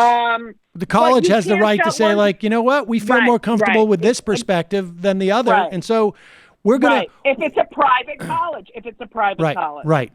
If it's not a, if it's a state college, public, it's a state college, it gets a little more public complicated. University, no. Yes. Yeah. Yes. See, I just get annoyed when comedians try to be snowflakes about it themselves, and they conflate they think like people not coming to their shows or not laughing at their jokes means they're being censored, you know, like I feel like a lot of people can dish it out, but they can't take like it. It's okay to complain like college audiences suck today. But it's another to say, like, it's completely wrong that I'm shut out of the college circuit because of, you know, PC culture. Well, no, it's just like your comedy is just out of step. And, you know, you know, 30 years ago, know what's funny. Yeah. When Andrew Dice Clay was king, you know, you could have people who are bitching like, my comedy is not, you know, misogynist, and I could never get booked. Well, you know, it's like you're right. I have a whole chapter on that. I have a chapter on that. It's like, look, you know, he's playing this character. He's doing, that's his act. You can't shut him up. That's what this country is. That's why people come here. You know, Nick DiPaolo is a person, and he has his own points of view, and he decides, like, just like Kathy Griffin with the head, the fake head, you know, like, okay, big deal. Big deal. She fucking held it. Oh, it's the end of the fucking world. This guy, these fucking lawmakers, like, none of what these comedians are doing have any effect on your life. They don't. But wait, where is this coming from? Is there a real threat here? I mean, you know, like I mean. No, I'm just saying they act like it's a big threat. The threat is your fucking lie-ass motherfucking president and Mitch fat fucking turtle-faced McConnell and fat Bill Barr and Steve Mnuchin and Lindsey Graham. I mean, these people, they're making laws. They're affecting people's lives, everyday lives. They're affecting a woman's right to decide what to do with her fucking body. This is a comedian, and he's off color, and you don't like what he's doing. It has no effect on you. Turn the channel off. Don't buy his album. Write about how you fucking hate his album. but he has a right to do whatever the fuck he wants. Right. He has a right to do it. But you could also boycott. You're okay with boycotts. Right, exactly. I boycott. I won't go to Chick-fil-A. I don't even let my kids go to fucking Chick-fil-A. Motherfuckers. Judy, when does this book come out? The book is coming out at the end of November. The end of October. And when will I receive my advance copy? You'll get your advance copy as soon as I finish writing the fucking book. All right. Well, maybe you should get on it. It's very... Okay, I don't need that. That's all I hear. Every day, Elisa calls me. She's like, "Oh, did you get any writing done? How much more do you have?" Writing a book is a nightmare, isn't it? It's a nightmare. It's all you can think about. You can't do anything else. I have dinner with my family, and I'm like, oh my God, I should be writing. I did not enjoy the process. I did one many years ago. It's not a good process. And it was not. But it's like they only gave me 6 months, so that's the hardest part. Well, it would be even worse if they gave you 2 years, because then you would just be like saving it until the last month 22. Right. It's like studying. Ugh, horrible. But Judy, I am very, very excited to read it. Do we have a title? Oh my God. Do we have a title? It's called Yes, I Can Say That. Yes, I can say that. And then the little title, underneath it says, "Fuck you if you can't take a joke." But the "you" is an asterisk. Wait. Oh, yeah, okay. How do you get around that? Apparently you cannot. You can say it, but you can't spell it. Yeah. You can say it, and you can say shithole countries and whatever the pussy and whatever, but you can't spell it. Yeah. You can't spell it. And if a kid sees that, they're going to be scarred for life. It's true. And if a kid sees the Nick DiPaolo giving the finger to these protesters, that's going to be the end of the world, I mean, stop picking on comedians. Stop it. Judy Gold. Hello? Well, I'm going to keep keep picking on you to come on the show. What do you think about that? I love you guys. We love you. You know how many people stop me at my gigs and are like, "Oh, I heard you on Sam Seder and I heard you on the Majority," but a lot. Not that I want to give you a big head, single digits. Single digits, but that is very no, a lot. Oh, but can I plug something? Of course. Oh, good. Milford, Pennsylvania, tomorrow night in the Milford Theater. It's historic. And if anyone's near Milford, you have to fucking come to my show. Where is Milford? Okay. And it's where I went to fucking sleepaway camp, and I hated it, and because I was like 6 feet tall and 12 years old, and I was looking at my bunk when I was leaving for the summer, and leaving after the summer was over, and someone carved in the wall, "Bigfoot slept here." Okay, thank you. Oh my gosh! Isn't that horrible? Oh, Isn't that fucking horrible? That's horrible. I know, and you laughed, but whatever. But it's like that's the story of my life. But it was a sad laugh. I can tell you that my experience at camp, I would cry like a baby on the ride home. Right. From camp. I was very, very unhappy to return back to home. Oh my God, same. Really? Mm-hmm. Wow. But I only went. I hated it. To be fair, wait to go home. I only went for 8 weeks a summer, so was.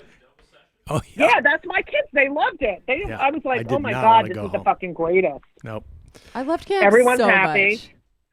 Because I was such a loser in my normal life at school, and then I went to camp, and I had so many friends because I was with all the other theater losers. It was great. That's great, because you know what? I was a loser in school, and then I went to camp, and I was a loser too. Well, look at them now, though. Where are those people? Yeah. Leave them in the dust. Judy Gold. I don't even know. I blocked it out. I really wish. I would love to hear from people who are in my bunk and tell me what the fuck. Because all I remember is, Well, you don't want to peak too early. Folks can also contact the fucking top bunk. People can contact the show, and we can do a Judy Gold. This is your life at camp. I love that. I love that. Okay. Judy, love you. Appreciate I miss you guys. Talk to you soon. All right. Bye. So long. All right, folks. That is the free show that we have for you today. We're going to head into the fun half, wherein we've got some very, very fun video. Fun video of Bill Barr lying on television. We have fun video of a preacher who apparently cannot handle being questioned on his use of and ownership of massive private jets. Closer to God. We've got Lou Dobbs, who is so befuddled by where we are as a country right now that he cannot read anymore. Lou Dobbs struggles with Trump's syntax. We have Laura Ingraham, who is not in any way a white supremacist, basically bemoaning the censoring on social media of is he an avowed Nazi? Oh, yes. He is very explicitly wants a race war Nazi. There you go. So I know. Don't mean to get too moralistic about things, but we will take a quick break. I'll remind you that this program relies on your support. You can support this free show by becoming a member at jointhemajorityreport.com. When you do, we give you extra content every day. We give it to you commercial free. If you are one of those people who are going through a temporary or prolonged or you're not sure a period of financial stress or insecurity, or you anticipate one or whatever, send us an email at majorityreporters@gmail.com. We will hook you up. We will not keep anyone out of the fun half for financial reasons. Now, I say this. It takes a while for us to get to the emails. We're constantly doing it, but we're just always constantly behind. So if you send an email and then like a half a day later, you're like, why are you asking me to send an email when you're not answering the email? I can assure you, you're just not getting the drift of what I mean. When I mean it takes us a while, I mean like it can take like a week or two or 3 sometimes. It just depends on the rhythm of things. Pony Express. It's like the Pony Express. But we will get there, I promise you. JoinTheMajorityReport.com. Also, JustCoffee.coop. Fair trade coffee, tea, or chocolate. Use the coupon code Majority. Get 10% off. I'm rushing through that because yesterday we got a phone call about co-ops. And I know maybe I should just save this for the fun half because it came through on the fun half. But, and somebody said, where is the concept of co-ops come from? And I can't remember. Somebody claimed that it was Marx that started co-ops. I can't remember what the caller said, but this is what the emailer wrote. Today, a caller said that co-ops were started by Marx, and you said you didn't know. Modern co-ops were started in 1844 in Rochdale, England. Marx was in his 20s at the time, but how much he interacted with the Rochdale folks or was influenced by them, I have no idea. I worked in co-ops for decades. Co-ops all over the world give credit to the Rochdale pioneers. Marx may have pioneered the collective, but those are different than co-ops. In co-op, everyone contributes, but they also have personal autonomy. In a collective, everyone throws everything into the same pot and get taken care of by the collective theory according to their needs. I have lived and worked in both. In my humble opinion, collectives don't work and don't last. Just saying. And this is from listener Brenda. Well, the 1840s, actually, it's funny you should mention that, was a time of utopianism in America. There was a lot of utopian communities started. They were all sort of inspired by the Shakers. And then there was sort of Robert Owen and Fourier, who were sort of guys they were sort of industry people themselves. They wanted philanthropists to basically form these phalanxes or little communities made of these massive buildings that everybody could live in and do their laundry together and cook together and do all that stuff. Wow, I had no idea the people were contemplating like what probably constituted massive buildings back then were probably not quite as big as they are today. They call them the parallelogram, and the idea was they'd be, for Robert Owen at least, or Fourier it would be Versailles for the people. That is super interesting. As the token crazy communist, I just feel obligated to note that Marx wanted to go beyond co-ops to a stateless, classless society. Not just, I mean, co-op's clearly better than having a boss. No offense to any bosses in the room, but you're still competing on the marketplace. So it could coexist with capitalism, which Marx was generally against. So there you have it, folks. Just another little factoid that you get from listening to the Majority Report. This one, of course, was in the free show, but you should see how many ones were in the fun half. So many factoids, so many funtoids. In the meantime, TMBS this week has been taken over by literary hangover, but the Intifada is not taking a vow of silence. Is that right, Jamie? That is true. We're keeping on, just yelling about communism 24/7. We actually have a lot of stuff this week to promote. So in our free episode, we speak with Anna Merlin, the author of Republic of Lies, American Conspiracy Theorists and Their Surprising Rise to Power, to talk about why conspiracy theories are the most American thing ever, how they got into the White House, and why we will not be a less paranoid society until we are a fairer one. We also... Yeah? You going to say something? Okay. Nope. We also have History is a Weapon, featuring Sean KB and Matt Chrisman from Chapo Trap House, where they talk about the 70s as a very important decade that prefigured a lot of what's going on in the world right now. And it's a two-parter, so part 2 will be out next week for our patrons. And this is very exciting. I have an announcement. I started a new show, a new thing. It's currently a side project, although, we'll see how it goes. It is called The Vampire Castle with Leslie Lee from Struggle Session, and it is the only podcast called that where we actually talk about vampires. So check it out. So wait a second. But there is another podcast called that. Yeah, another podcast which has appropriated Gothic American culture in a way I really do not appreciate. Aren't you guys worried about that from a marketing standpoint? It's like the Two Dope Boys thing all over again. I mean, right. Which do you think is more popular with the general public? Leftist politics or vampires? I don't think either are. That's the problem. Twilight is like the best-selling book of all time. Oh, that's true, I suppose, yeah. I can tell you that... when the Minority Report became a movie, not so much as a book, things went severely downhill for me. Wait, that was after? When was that movie from? Well, yeah, that movie was probably in the mid-aughts, right? I thought it was like 2000. Well, you know what? I have faith. That's the mid... Wait a second. I have faith in the vampire-loving public that this will not happen. 2002. Shoot. Well, all right. Right. Oh, and in this first episode, we discussed 2 vampire westerns, Catherine Bigelow's Near Dark and John Carpenter's Vampires. So check it out. It was when, what's-his-face, Larry Wilmore almost called a show Minority Report that I started getting a little worried. Matt!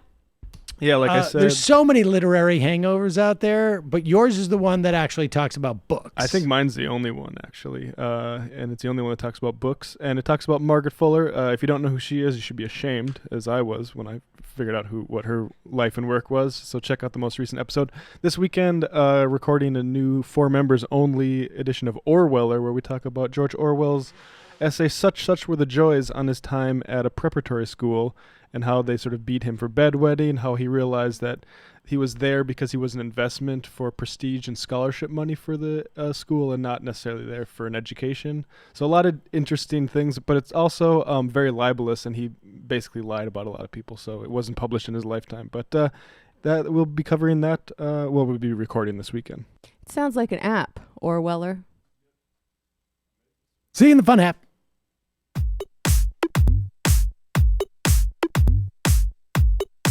Left is best. Jamie and I may have a disagreement. Yeah, you can't just say whatever you want about people just because you're rich. I have an absolute right to mock them on YouTube. He's up there buggy whipping like he's the boss. I am not your employer. I'm tired of the negativity. I'm sorry, I didn't mean to upset you. you're nervous, you're a little bit upset, you're riled up. Yeah, maybe you should rethink your defense of that, you fucking idiots. We're just going to get rid of you. All right. But dude, you want to smoke this joint? Yes. Do you feel like you are a dinosaur? Some good shit. Exactly. I'm happy now. It's a win-win. It's a win-win-win. Oh, hell yeah. Now listen to me. 2, 3, 4, 5 times. 847-906-501-457-238-56-27. 1/2. 5 eighths. 3.9 billion. Wow. He's the ultimate math nerd. Don't you see? Why don't you get a real job instead of spewing vitriol and hatred, you left-wing Limbaugh? Everybody's taking their dumb juice today. Come on, Sammy. Dance, dance, dance.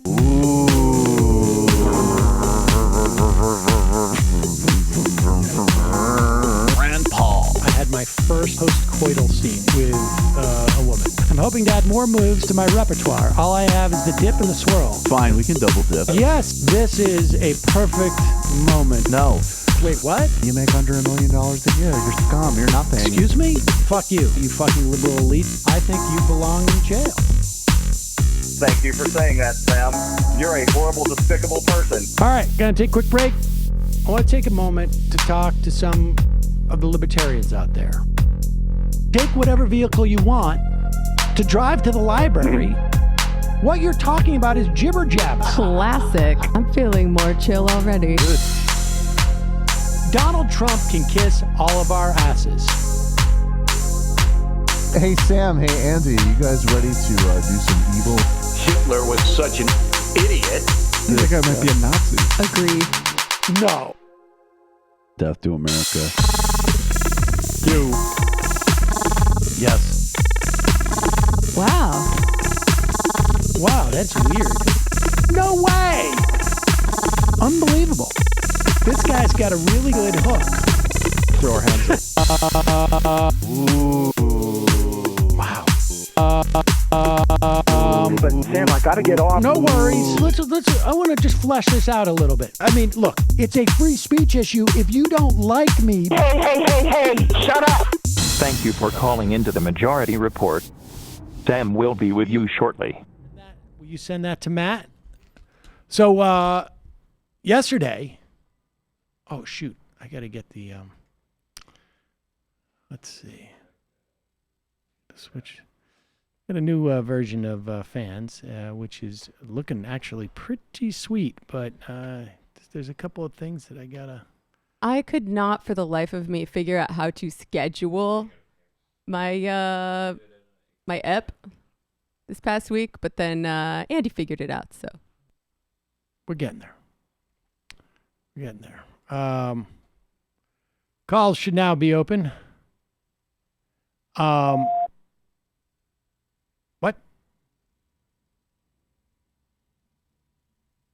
Oh, that did not happen. Hold on. I'll do this. Jeez, oh, Pete. You gotta do this. You gotta hit this. Now it should be open. Let's just confirm. Thank you for calling There into we the go. Majority Report. Please use no speakerphone and have your one comment or question ready. Listen for Sam to call Nobody out ever, your nobody area ever code. listens to that. No, I Sam think that will must be with you new. shortly. That is not new. I did that about a month ago. Oh, really? Yeah. Nobody listens to it. Nobody listens to it at all. Wow. Oh my God, how did that happen? Have these people been on this whole time? We just literally got 12 callers. Josh from Chicago called in yesterday, said that there was going to be a live reading of the Mueller report in Queens. And he's part of it. He's going to be reading for at least 2 hours. And of course, as soon as we talk about it, who jumps right in? The New York Times. Coming in to pick up on our scoop. The Mueller report will be read live this weekend. So let me make something clear. I think it's great for people in the arts to do this kind of thing. To communicate and get the Mueller report out there because people have not read it. I don't know why. I think it's because it was like you could study a media campaign. What Bill Barr did was so effective in keeping people from reading the report. Basically, it was like a spoiler, right? And apparently Mueller wanted to have the summaries released in that moment, which would have been not a spoiler in the same way because it would have been characterized by the report itself, not by somebody who had an interest in it not existing. So this is a great way for people to get a sense of what's in the report. And then, things can happen more organically from there. Speaking of Bill Barr, let's just go over this because this is Bill Barr gave an interview last night with I don't know who, with CBS. It's exclusive. They'll probably ding us for this. Maybe we can slow it down or something. Maybe let's just do sound on this. Okay? Let's start with Bill Barr. This is May 1st, right? Is that what you have right there? That's May 1st. Okay, this is May 1st. He's not sending this to Congress, but he's basically saying this in a press release. We accepted the special counsel's legal framework for purposes of our analysis and reaching our conclusion about obstruction. Let's listen to this clip here. Although the Deputy Attorney General and I disagreed with some of the special counsel's legal theories and felt that some of the episodes examined did not amount to obstruction as a matter of law, we did not rely solely on that in making our decision. Instead, we accepted the special counsel's legal framework for purposes of our analysis and evaluated the evidence as presented by the special counsel in reaching our conclusions. Okay, there we go. We accepted the special counsel's legal framework for purposes of our analysis. And now, as he sits in front of a fireplace in Alaska, I'm not sure why he's up in Alaska. God knows what Hori is doing with Anwar or whatever it is. But here is Bill Barr sitting down with CBS television saying the exact opposite. He said that he couldn't exonerate the president. You looked at that evidence, and you did. I mean, what's the fundamental difference between your view and his? Well, I think he was not going to engage in the analysis. He was not going to make a determination one way or the other. We analyzed the law and the facts, and a group of us spent a lot of time doing that and determined that both as a matter of law, many of the instances would not amount to obstruction. As a matter of law? As a matter of law. In other words, we didn't agree with the legal analysis. A lot of the legal analysis in the report, it did not reflect the views of the department. It was the views of a particular lawyer or lawyers. So we applied what we thought was the right law. Yeah, so the legal framework, i.e. what law you're going to apply. He's changing his story a little bit because Mueller has now spoken. Yep. There you go. Bill Barr. Big liar.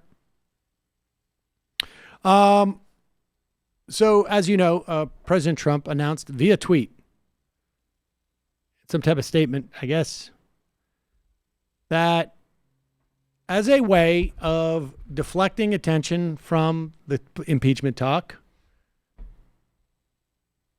and as a way of dealing with the crisis at the border, as he calls it, what he's going to do is, and I believe what is illegally impose a 5% tariff on Mexico or goods coming in from Mexico, starting, I think, in 10 days, June 10th, and then increasing it by 5% every month unless Mexico does something to stop migrants from entering into its country. Right? They're not illegal immigrants in Mexico.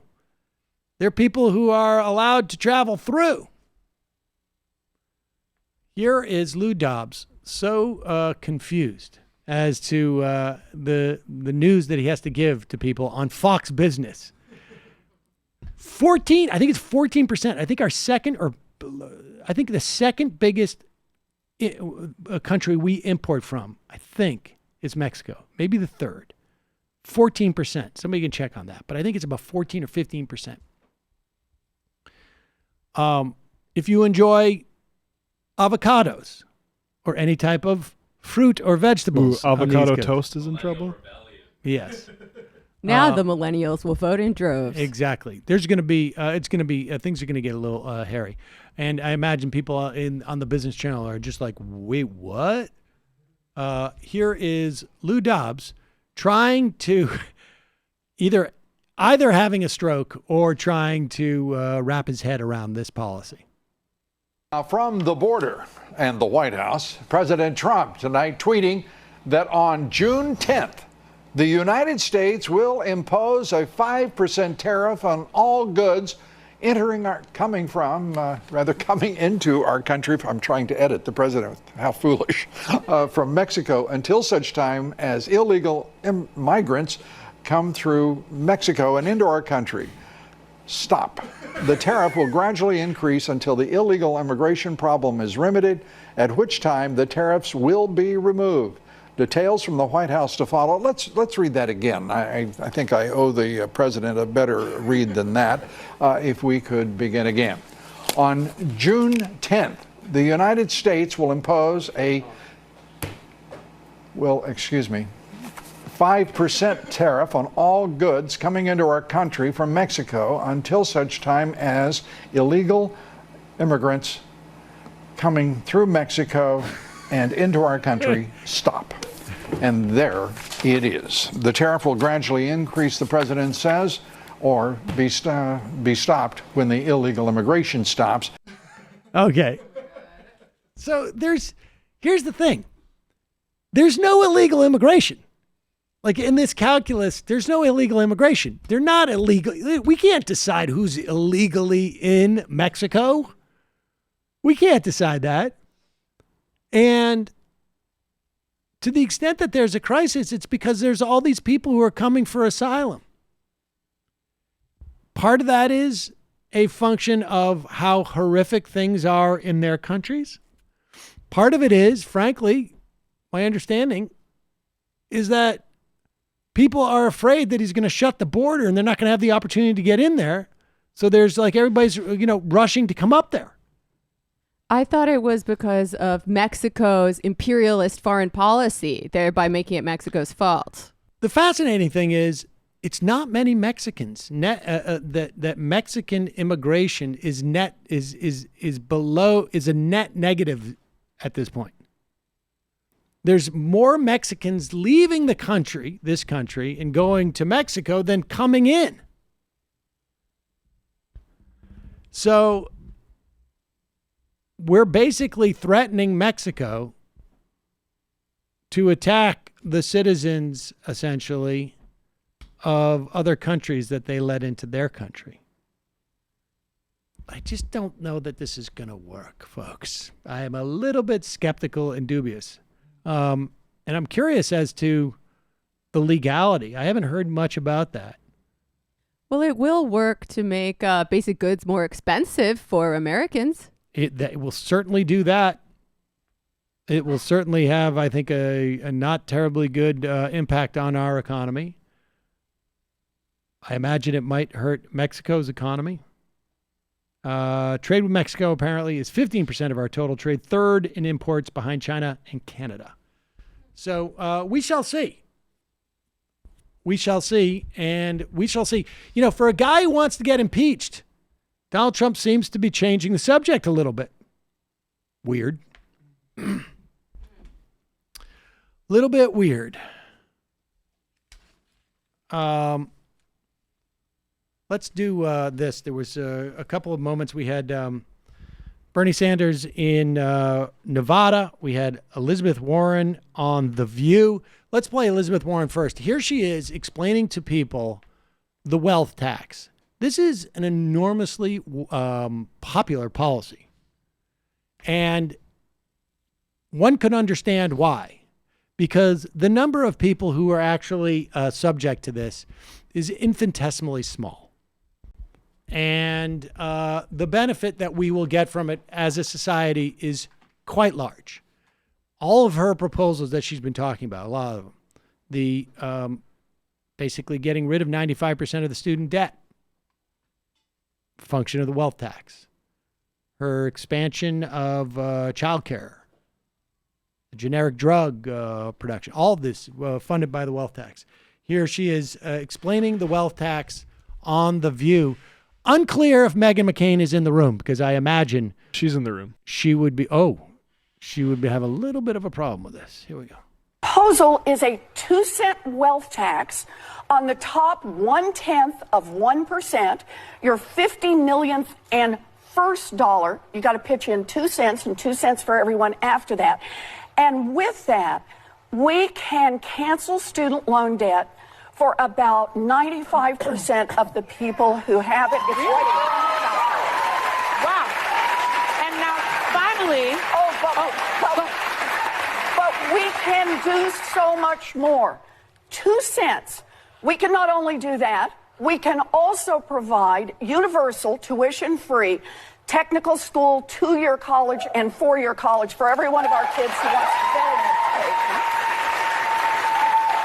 Plus, we can do universal child care for every baby age 0 to 5.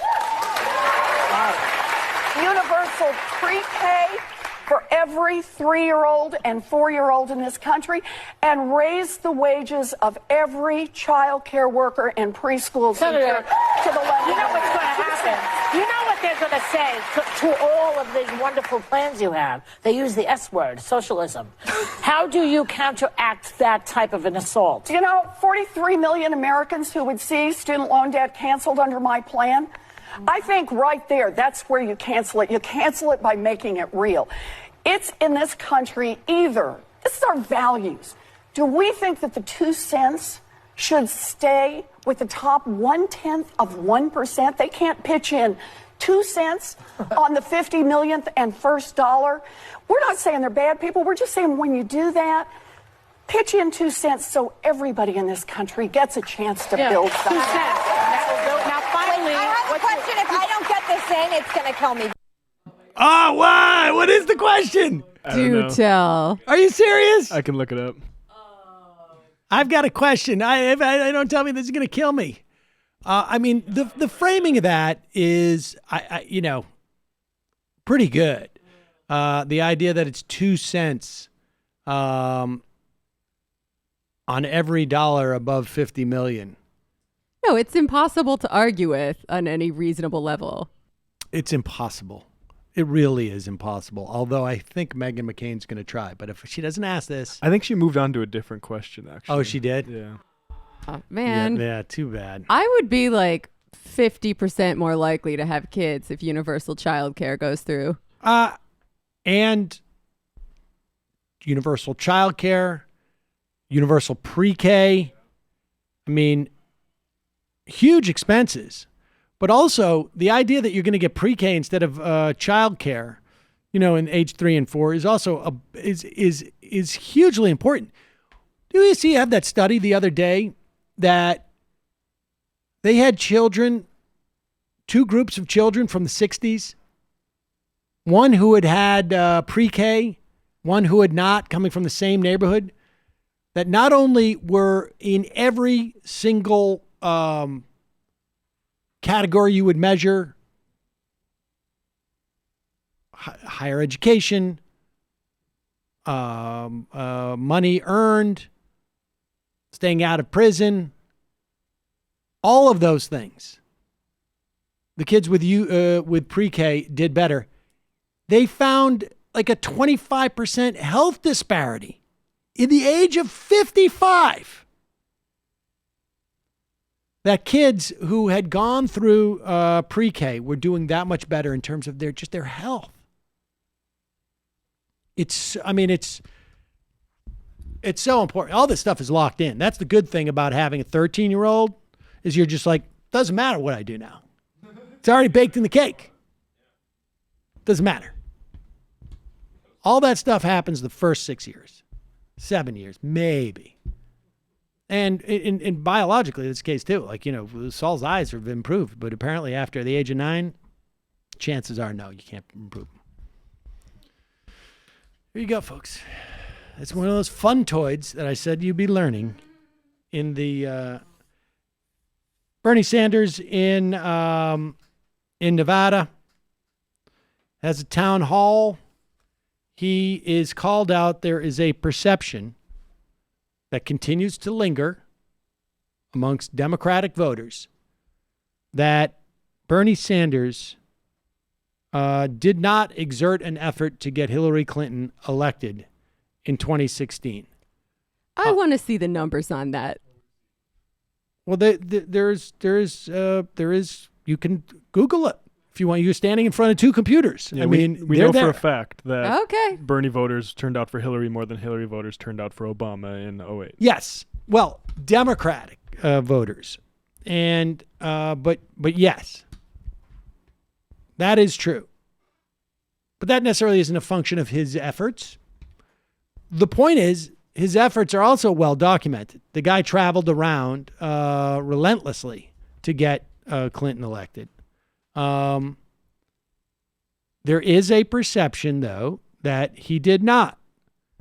Also, Sanders has, within the Democratic primary, according to polls, the largest number of people who would not consider voting for him. It's not that big. Not that, but that is a reality. Here he is addressing that question in Nevada. Well, the answer is absolutely and positively yes. I've been very public about that. I want to make one thing very clear that sometimes, Pause it. We should say the question he's asked is, will you support the Democratic nominee? And somebody in the crowd says, where were you in the last election? You didn't do that. I want to make one thing very clear that sometimes, you see on... In the last election, you didn't do that. Oh, really?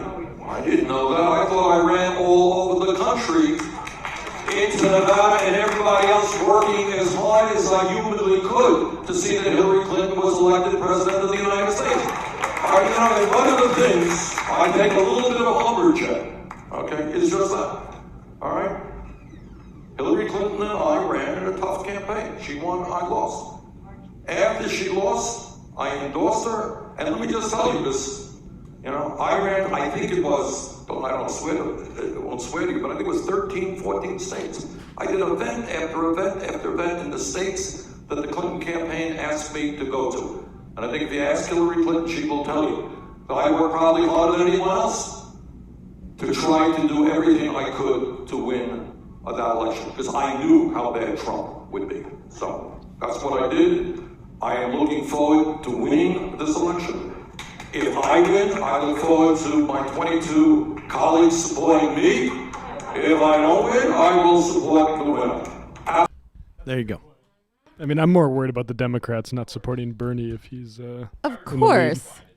I think that... What's that? Yeah, that's true. Howard Schultz is not around at the time I much guess anymore. The blackmail worked. Well, we'll see.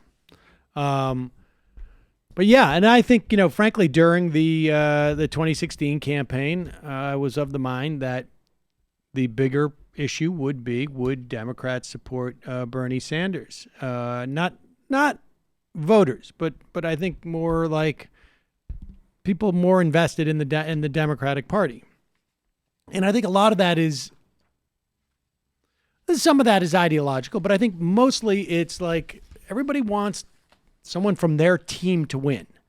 You see that all the time.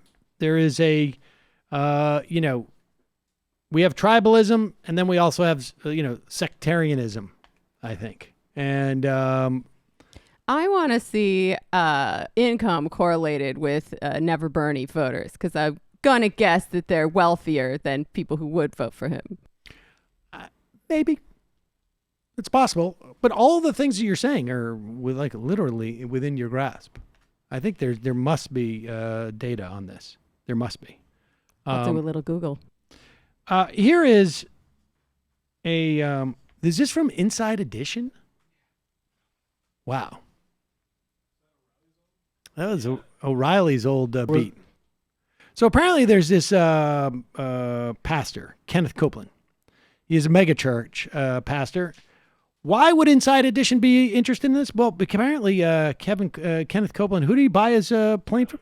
He bought his plane from Tyler Perry, which is I don't know. If you're worried about demons, apparently the preacher said, someone asked him about it. He said, I'm not getting on board one of those metal tubes with all the little devils in it. And you'll see in this sort of interview, if you will, he explains it's not humans I'm talking about. I'm talking about actual devil spirits. I would be worried about getting into Tyler Perry's plane. Can you imagine getting on a private jet with this guy? Yeah, no. He's not talking about white devils, that's for sure. Oh, there you go. All right, so here is megachurch pastor Kenneth Copeland being interviewed by a Inside Edition reporter. Isn't it true that you want to fly commercial so that you can fly in luxury? How much money did you pay for Tyler Perry's Gulfstream jet, for example? Well, for example, that's really none of your business, but... Isn't it the business of your donors? Listen, I paid. You kind of caught me off guard here, okay? Thank you, Lord. Help me. Just let me pray. Well, let me just ask you a really simple question. A lot of people think it's unbecoming for a preacher to live a life of luxury and to fly around in private jets. What's your response to that? Very simple. It takes a lot of money to do what we do. Without the airplane that we have that I bought from Tyler Perry, and I didn't pay anywhere, and Tyler's one of the greatest guys. He made that airplane so cheap for me, I couldn't help but buy it. Well, my question then, okay, all right, but I want to get to the demons, because people are very concerned about that comment. Give me a chance here, Inside Edition. I love your eyes. Again, getting back to the comment. You said that you don't like to fly commercial because you don't want to get into a tube with a bunch of demons. Do you really believe that human beings are demons? No, I do not. And don't you ever say I did.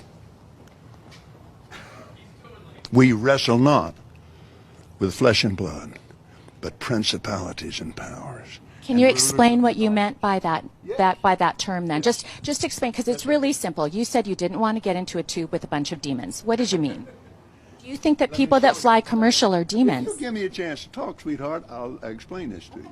But it's a biblical thing. It's a spiritual thing. It doesn't have anything to do with people. People, I love people. Jesus loves people. Jesus but does. People get pushed in alcohol. Do you think that's a good place for a preacher to be and prepare to go preach to a lot of people? When somebody in there is dragging some woman down an aisle, it made me so mad to see that on television. I wanted to punch the guy out myself. I can't be doing that while I'm getting ready to preach. So you just don't like to be around the sinful people or the hurtful people. Is that what you're saying? Not the people, baby. Not the people. God. To those critics that say that a preacher should not be living a life of luxury, what is your response to that? They're wrong. That's it? The Bible also says that it's more difficult for a rich man to get into heaven than it is for a camel to get through the eye of a needle, correct? The rest of the scripture. But he said, all things are possible with God. Boom. There you go. Owned. I love it when he goes, oh, but that's not right, baby. He's calling her baby like that's... I like your ass. Oh, my God. That is so creepy. How many like inappropriate, like He's trying to shut her up. I mean, aside from just the horror that those type of people are, just broadly speaking, how many do you think like inappropriate sort of come-ons he's been involved in? Like how many? Like God. Seems like a lot. I felt very grateful that she had the door between him and her. But I will say this. What I would like to see Inside Edition, the business they get into, is why stop with preachers? Like, why is there really a fundamental difference that it's hypocritical for a man of God to amass that kind of money when it's okay for Howard Schultz to? Well, I mean, Howard Schultz doesn't claim to be super into Jesus, does he? Well, he's Jewish. All right, so like there is a certain hypocrisy, and I think that's probably true. But I still think that like sometimes I sort of feel like those type of things get to be a little bit like they're a little bit distracting. That's the only thing I'm saying. Fair enough. Going after religion? Nobody should have a private jet. I think private jets are a problem. Yeah, we should ban private jets. It'd be great. Fly with demons the way the rest of us do. Demon Airlines. You think you're too good to fly with demons? I mean, we all think we fly with demons. We know that. Yeah, no. I don't know. The way you talked about that offer of the private jet, are we sure Tyler Perry isn't like a discount private jet salesman or something? It was so cheap. I had to buy it for the church. My God. I'm going to flip it. I'm going to flip it. It's only $250,000. I'm not going to. I got news for you. That jet was probably a little more than $250,000. Well, I'm going to start an airline called Demon Air, and all of the goth socialists who, listen to my show are going to fly on it. It's going to be great. I'm going to start a religion. Speaking of religion, did you folks, when you were watching Robert Mueller the other day, realize how irreligious everything he was doing was? Almost satanic. But that in of itself is also a religion, isn't it? Or even worse, Islamic. Satanic is about as religious as it gets. They don't believe in Satan. People who don't believe in religion. Here we go. Stumbling through a very strange prepared speech in which he refuses to take any questions thereafter, denies exactly that presumption of innocence to the man elected by 63 million Americans to serve as our 45th president. That's who Robert Mueller is. When he says that we could find no proof that a crime was not committed, he has upturned hundreds, if not thousands of years of Judeo-Christian principles of how we judge other people and the power of the state. Pause it for one moment. Now, I probably should have spent a little more time thinking about this, but there was the witch trials, right? Where the Christians were basically seeing if the witches floated, and if they floated, they were witches, and they would get. But if they didn't float and they died, then they were not witches. That was Judeo-Christiany. Then there was, of course, the Crusades and the Inquisition, and all that stuff about all those people who were like, the world. Like there's a universe, and this, it was a Galileo, like all that stuff. Didn't he go to jail for a bit because of that stuff? And then Catholic Church has a long history of loving justice. And Jews. And Jews, yeah. The expulsion of the Jews from everywhere, clearly a very Judeo-Christian they were all found thing. guilty. They were all found guilty. Jews. What was that other thing like with Jesus? Was he put on trial? But that was probably by the Romans. Yeah, I'm not sure I know what he's talking about with this Judeo-Christian notion of you're proven until you're guilty, you're innocent until proven guilty. Thousands of years. Thousands. The Church of Satan should make Mueller their mascot. Judeo-Christian. But that's a little bit, there's a little bit of hyperbole there. But go ahead. And what it takes to denude us of our rights. You do not get to pronounce ever in the United States on the innocence or the lack of innocence of an individual who is uncharged. I am using the technical terms of the Department of Justice's own regulations and the ABA. He's even more in love with his voice than he usually is. Yeah. Well, that's what happens when you wear those cans. When you wear the cans, you really start to hear your own voice. That compression is really hitting me nicely in the eardrum right now. My little more bass. Justice's own regulations and the ABA. You are a disgrace to the uniform you once wore, the badge you once had, and the credentials you once carried. I hope you have been escorted out of the main DOJ building. Because Robert Mueller, you should not be allowed to park cars. There you go. You know, I know we have some video game designers that listen to the show. And I know this would probably take way too much money to ever do, but it'd be very funny to have a video game and then just take snippets of Gorka's audio for one of the characters, just out of context. Yeah, it's always like this. Stop it now. Stop it now. But he's like a little like, I don't know. You know what? I wonder if he stole that cadence from this. You all remember the movie Wall Street. There was a scene when father son actually were in an elevator. This is when I can't. This is what's his name? I can't. No, not Michael Douglas.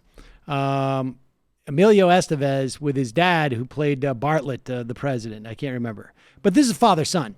And in this instance, Emilio Estevez is the assistant or the protege of Gordon Gekko, and his father is a union representative of a company that Gordon Gekko has bought, and then basically raided in sort of a leveraged buyout situation. And they're in the elevator together. And the father is admonishing the son. He realizes he hasn't taught him any of the values that he thought he raised him with.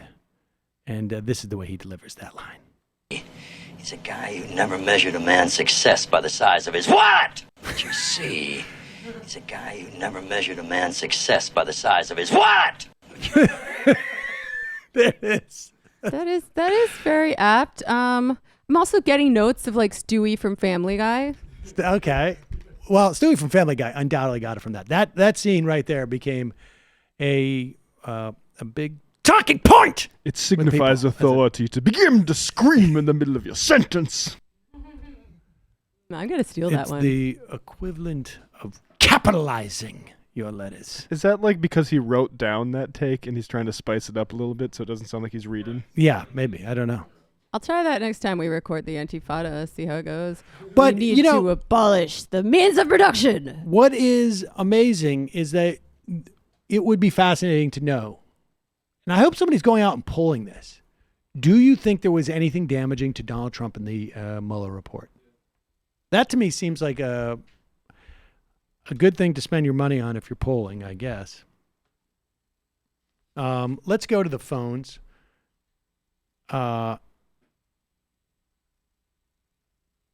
Calling from a 210 area code. Who's this? Where are you calling from? Good afternoon, Sam. It's John from San Antonio. John from San Antonio. Welcome to the program. Yeah, this latest Harris X poll came out today. It has the top four Democratic candidates. Bernie leading Harris 42-37. Biden up by 2 over Bernie 43-41, and Warren over Bernie 40-37. So in the most recent Democratic Wait a second. I can't follow the way that you did that. What was the order in which? What? Well, I had Bernie go first because he has a lead over Harris. I mean, they're all, besides those two. Who's leading the poll? Biden? Yeah, Biden's up by 2 in a two-way race. So that's. And where is this? Where is this poll? This is a national poll? Yeah, it's a national poll. Well, I thought you didn't buy national polls, John. Well, I don't, but I mean, I'm interested in this one because it's a two-way race, and also in most Democratic primaries that have been competitive, in the last since 1992, they've essentially been two-person races. So that's why I think that's an interesting take. And so anyway, after Iowa and New Hampshire. So okay. So the point is that Bernie's right up there, and I mean all of these, if Biden drops, it's gonna, and if it's just two people, it's gonna be really close. So that's my point. So it's good to see Bernie join the impeachment bandwagon. He's been at the forefront of advancing policy to help the middle class and working class. It's great to see his ideas resonate with the general public. Hopefully those ideas will be passed into law someday soon. I understand the balance of advancing crucial policies, but when you have a president who is advancing an authoritarian ideas and who won't follow the law and who won't abide by subpoenas, you have to take action. Almost as important as starting an impeachment inquiry is the fact that Democrats haven't done enough to compel people who are defying subpoenas by taking into account taking to court to have these subpoenas enforced. They got a late start in doing this. They need to act immediately to start having people show up to have oversight. And I agree with you about Pelosi's misinterpretation of the 2018 House election. Kitchen table issues are extremely important, but when you look at what motivates voters to go to the polls in record numbers, to a large degree, I do feel it is because of Trump. I mean, Democrats had 60,572,000 votes, which is an all-time record. The second highest were the Republicans in 2018 with 50,881,000, which is more than 6 million votes higher than their previous midterm record in 2010. In 2014 had the worst turnout rate since World War II for the midterms, and Republicans had very similar policies when they were in power. It's true that they didn't have power then, but there's no doubt that Trump is driving turnout in 2018, and he will drive turnout in 2020. People are actually more as enthusiastic right now, today, and this has been reiterated by the Fox poll and the CNN poll about having interest in 2020 as they were during Election Day in 2016. Wow. So one other thing about that to me, John, is the most encouraging thing that you've said. Yeah, well, I mean, I've always felt really good, but I'm also concerned about having split votes. So I mean, you look at the European elections and what just happened, and you see as the center is pulling out. More people are voting for different parties. I mean, that's the history of that is much stronger in Europe than it is here. But I mean, it obviously happened to some degree. I'm interested in what you had to say about Amash, and one of my kind of fantasies is that Amash will run for president. A lot of people, libertarians are writing about this, about Amash running for on the libertarian ticket and actually taking away more votes from Trump than necessarily, let's say, if Bernie wins, then let's say a Schultz candidate would take away, or if a more centrist wins, let's say, a Green Party would take away from the Democratic candidate. So tell me who the you Democratic know, 'cause nominee is, and I'll tell you if I want Justin Amash to run. Because I'm not convinced that Justin Amash does not take away votes from Bernie Sanders in a three-way election. He may take away votes from Donald Trump, but I'm not convinced that he wouldn't take away votes from Bernie Sanders, right? As opposed to like a Howard Schultz, who might take from both. Frankly, might take away from both equally in some respects. I don't it's know really that hard to. I don't know that. I don't see how a Howard Schultz, frankly, gets on the ballot. What do you think Amash's appeal would be to Bernie voters? Non-intervention, legalization of marijuana. I mean, we saw, frankly, in the last election that the Bernie voter was not ideologically coherent. I mean, only half of them maybe were. 3/4 even. But certainly there is a percentage of Bernie voters, like for any candidate, who are not voting for the reasons we think they're voting for that candidate. And I think certainly there's crossover between, libertarian positions and what Bernie's positions are. I think there are other positions that couldn't be more fundamentally at odds that I think are what actually distinguishes them. But I don't think that's the case of other people. Yeah, you might be right. I just feel like you can have all of those things and healthcare is always going to be a better sell to people. But I could be wrong. The electorate doesn't always make sense. Right. Do you feel that it is inevitable? I mean, I know you're gonna push probably for the eventual Democratic candidate. I know it's going to be really tough if it is Biden for you. But I mean, do you feel that it is inevitable that people are going to eventually pull away from the major parties, like which already started in 2016? But did it start in 2016? Yeah, I mean they had Jerry Johnson got 3.28 of the vote. There was 5.73 didn't vote for the two major candidates, which is the most it's been since Perot's run in '96. Okay. Perot's Johnson actually got more votes than Nader in 2000. Yeah. Okay. I mean, but we had two of the like almost historically unlikable candidates.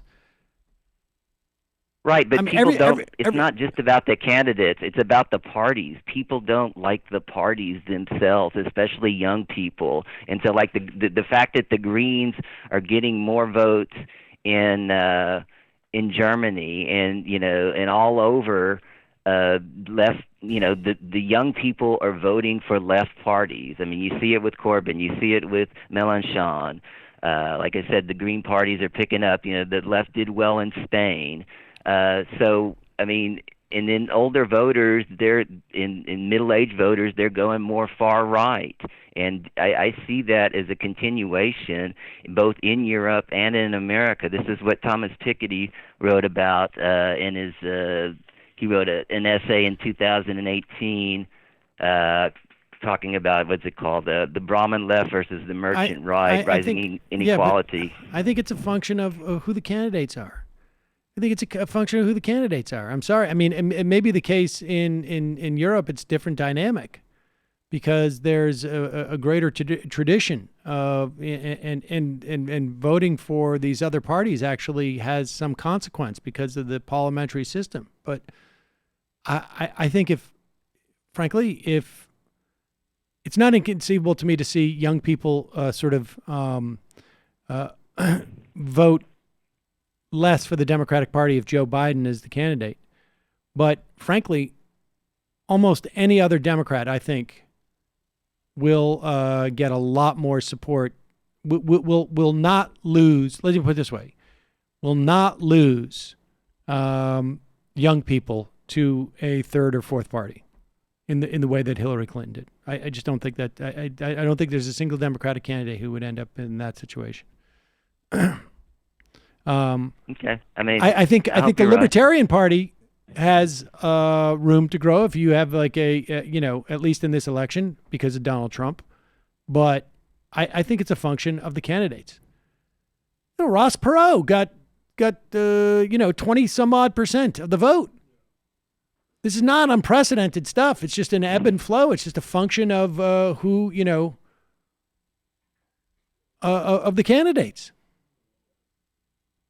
Yeah, I mean, I agree. I mean, obviously, there's a huge difference between a Bernie or a Biden. So, I mean, I agree with you, but I mean, but I don't think there's such a big difference in terms of youth dissatisfaction. I think that's true, but I just don't think that it plays out that way, because I think also people are like, well, I don't really have an option if I want my vote to have some implications, and I don't know how anybody who is sentient can still say okay, it works. I can teach a lesson to the party with my vote.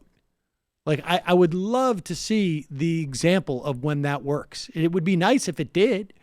It would be nice if people are saying a lot of people voted for Jill Stein and that's why Hillary Clinton lost. Well, of course, that's not the way it works. Even the people who voted for Jill Stein immediately after the election were like, "Don't blame me. We didn't. We didn't keep her from winning, losing." I mean, I'm not saying that I wouldn't in a million years know how to even begin to calculate that. My assumption is that they didn't. But you would think that all the people who said beforehand that we need to vote for a third party to teach the Democrats a lesson, the Democrats lose. And then they say, well, it wasn't because of us. Well, then how are you supposed to teach them a lesson? That was your plan. Don't have the Democrat win and then say, now we're teaching you a lesson. And then Hillary will kiss all the Jill Stein voters' ass for the next 2 years. Yeah, right. What's happened? Oh, wait. Also, the Democrats do not learn lessons, or at least not the right ones. No one learns lessons. What is the example of that model? Well, the Republicans did a big autumn. Talk about Mitterrand. He started running in the '60s, and eventually he became president. I mean, yes, individual candidates figure out ways of winning elections. But when has a political party, particularly one as disparate as the ones we have in this country, learned a lesson?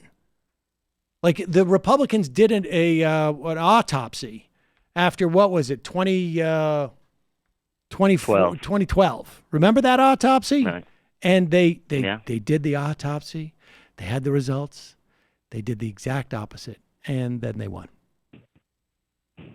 Who learns? There's no that construct is just sort of bizarre to me.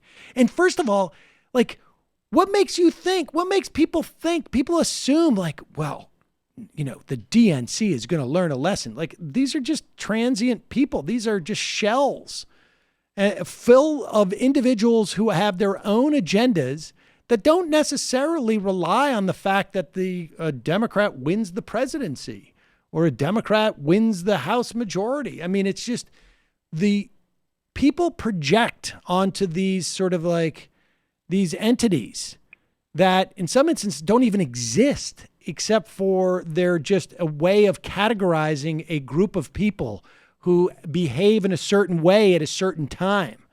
And it is completely astrategic. I don't know how to say that. And so, I think if Bernie, or frankly, any other candidate, maybe not any other, I can't keep them all straight in my head, but any of the ones that can win, short of Biden, I would say, I think are you're not going to have a strong, I think you're going to get a more anemic showing for, let's say, the Green Party than you will. Let me than you did in. Can I give you this hypothetical? the Republican Party splits. Let's say somehow it's probably not going to happen in 2020 with the Mosh, but let's say there is a split between the party. Okay, at that point, would you be more willing to think that there would be a left party, a Green Party, or maybe some other left party that emerges to where if there's four serious contenders that are close together, to where the left party would actually, you would have unity within the party because you would believe in this. Everybody would believe in what they, not like it is now. John, to where there's this I got to be honest with you. Like, first of all, I don't think there's going to be a split in the Republican Party. Who's going to lead this split? Justin Amash? Honestly, like no. Like where, like, you don't even see any dissent. 80-90% approval rating amongst Republicans for Donald Trump. If there was ever going to be a split in the party, it would have happened. That party is not going to split. It's not. But I appreciate the call. Well, believe all me. right, thank you. I mean, and I say this as someone who thought in the lead up to 2008 that the Republican Party was going to become just a regional party, and it still very well may become just a regional party. It also may become a regional party that, because of quirks in our system, still controls the Senate. But it's not going to split. There's not going to be two. We're at a low ebb for third partyism anyway, like even historically speaking, the last 50 years. And if Hillary Clinton was the top of the ticket last time and the Green Party only had like the minuscule like success it did then, it's not going to have anything more. I do think that if Biden is the top of ticket, that does portend doom to me for the Democratic Party, but probably on a longer term basis. Yeah, if any party's going to split, it's going to be the Democratic Party. But I also don't think that that's going to happen. I mean, there are people in the DSA who think that should be part of our long-term strategy, right? To create a mass party that's capable of being the first labor party that the U.S. has ever had, that's capable of contesting big elections and replace the Democrats and send them the way of the Whigs. But I just don't think so. My personal feeling is if you can amass that kind of power, just take over the Democratic Party. Yeah, if you can amass an infrastructure in a party that could actually defeat the Democratic Party, then just do it internally. Who cares? That's the thing I just don't understand. Yeah. It's just a vehicle. A vehicle. I mean, I agree with you. I'm honestly agnostic on the party question, where some of my comrades are much more intense about it. I mean, their argument would be like a socialist party would not be beholden to the same capitalist pressures that the Democratic Party currently is. I mean, no, like you're still managing a capitalist economy. So I think the pressures remain. I agree. Calling from a 423 area code. Hey, this is Bobby from Tennessee. How are you doing? Good. How you doing, Bobby? What's on your mind? Hey, I'm doing all right. First, I just wanted to make an observation that all the libertarians that call you, when you start making sense to them, their cell phones suddenly go out. That's really funny, isn't it? Yes, we've noticed that over time. Yeah. So, hey, mostly, man, I just wanted to ask you what you think about this whole USS John McCain thing. Like, I was in the Navy. I was a corpsman in the Navy, and my personal opinion is that whatever officers signed off on that and thought that was an okay thing to do needs to get their butt whooped. But that's just my opinion, I guess. Well, I mean, and let me ask you this: how far up from your experience? Because I've had conversations with my friend Larry, who was also in the Navy. And Larry he texted me like first thing this morning. Larry's a little bit wants to be very, very accurate. Let's put it that way. And Larry texted me first thing this morning. He goes, for the record, that story originally reported that the ship McCain was as a carrier. It was not. And Larry said he should have caught that because only carriers only have name of presidents. But this is what Larry said, and I want to get your take on this since you are a sailor yourself. The reality is the very idea of moving a vessel is insane. These are not pleasure craft, and getting underway for any reason on any Navy vessel is an operation. For security personnel and operations money, it requires orders. Top level Pentagon. It's not the Coast Guard or a whale watch. And it was reported originally that they'd moved the vessel. Now, I don't know if they actually did move it, but from your perspective, if they're going to move a vessel like that, how far up the chain, when the acting Secretary of Defense says he didn't know about it, how far up the chain would that have to go? Oh, man, I don't know. And well, now, I wasn't a blue water sailor. I was a hospital corpsman. There aren't that many corpsmen on ships or anything. We mostly go out with Marines and stuff like that. But as far as, like, movements go, like, it has to go pretty high up on the chain. I bet you anything it was somebody at the Pentagon. I mean, like, that's not a regional thing, you know, and the skipper himself or herself can't decide to move a warship like that, I don't think. But, yeah, no, it's pretty sad, man. It's pretty sad what the military's come to. I mean, look, like, I was kind of a black sheep being in the military. You know, I'm an atheist from the South and progressive. You know, and I was surrounded by a lot of you know, not atheists. Pre 2012, right. I got it in 2012. Yeah, not atheists. Yeah, I got preached at a whole lot. While I was in there, but it's changing really a whole lot, and I think it's changing for the better because Gen Z's coming in, and these are some real skeptical people, and I mean, yeah, but yeah, man, I just wanted to call and talk about the John McCain, and one other thing about that guy earlier who was saying that the Republican Party might split. Man, dude, I live in rural Tennessee, like these people love Trump. Like, I mean, and the only thing that unites them more than being a Republican is their hatred of Democrats or liberals. It doesn't matter what candidate they trot out, they're going to vote against the Democrats. It's just going to happen, you know. What do you think? What do you think contributes to that? I mean, aside from the obnoxiousness of some of us.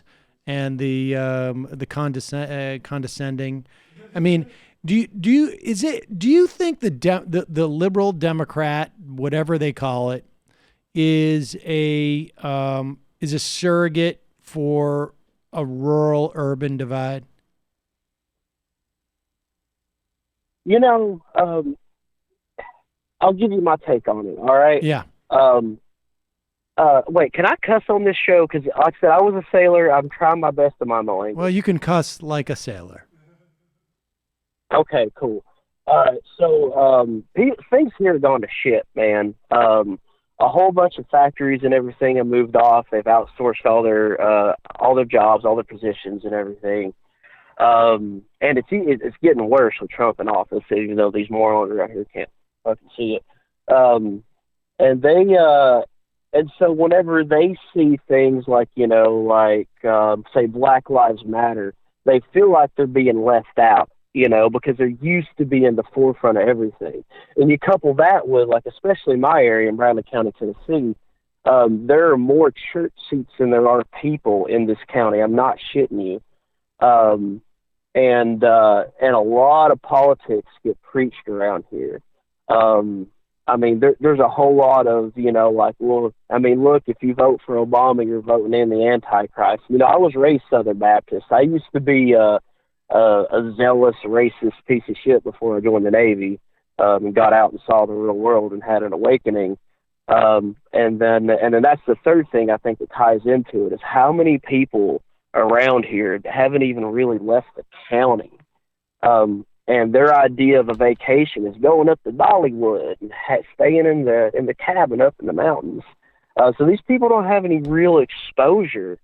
They're really insulated, and things have gone to shit. And then they turn to Fox News, and Fox News says it's the Democrats' fault, and they just believe it. I really think it's as simple as that. Well, I mean, that's not that simple, actually. I mean, there's you're talking about sort of like three different. But I think that sounds.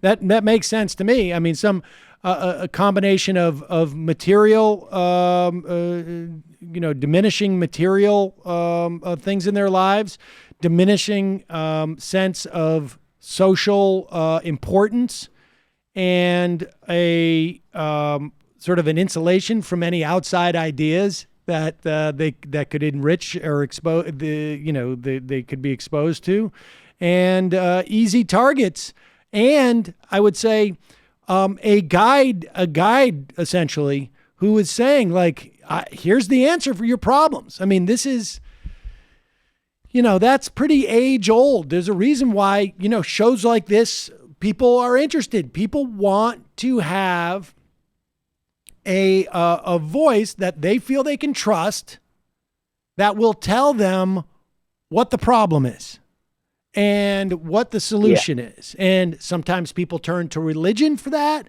Sometimes people turn to, celebrities for that. Sometimes they turn to, books or other sources.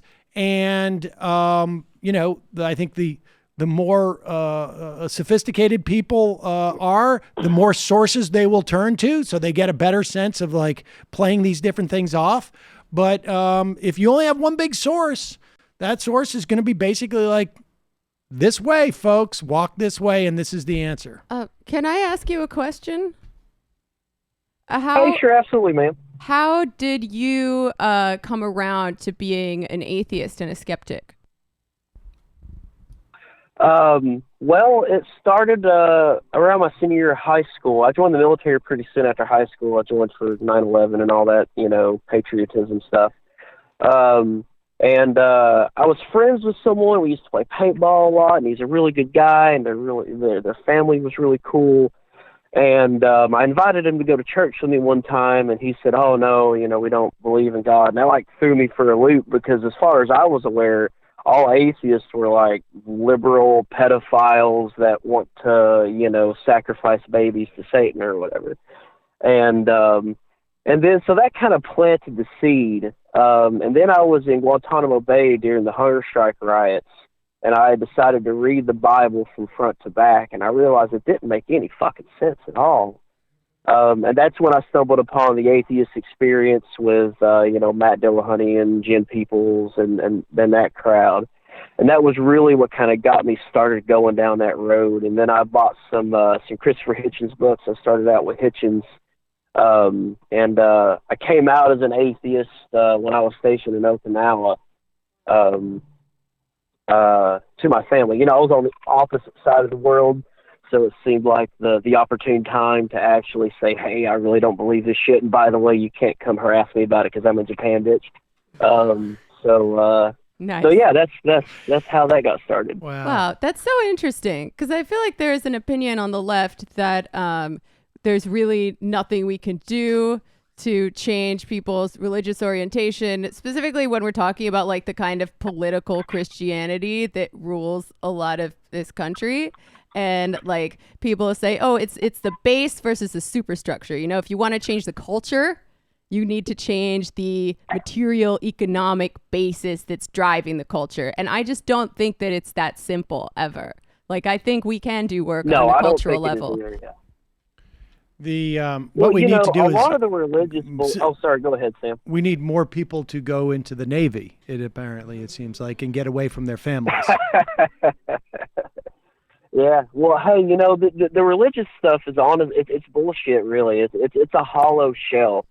You talk to people about scripture around here, and they don't know. Like, you can say things that aren't biblical. Like, well, God only helps those that help themselves, and they'll go, oh, amen, bless your heart, I love the Bible, or whatever. And it's like, but that ain't in the Bible.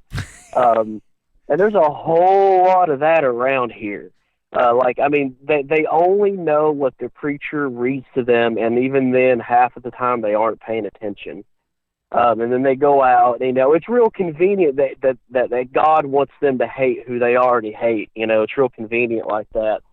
But I think exposure a lot, and education. The education system around here is shit too. Well, all right. Well, Bobby, I will say this. This is my suggestion. I think that this could go a long way if that's the case. Just remind everybody all those religious folks that, as the Bible says, from each according to his ability to each according to his needs. And as the Bible says, and see if that gets some traction. Interesting to see if well, how I far tell you that. what, man.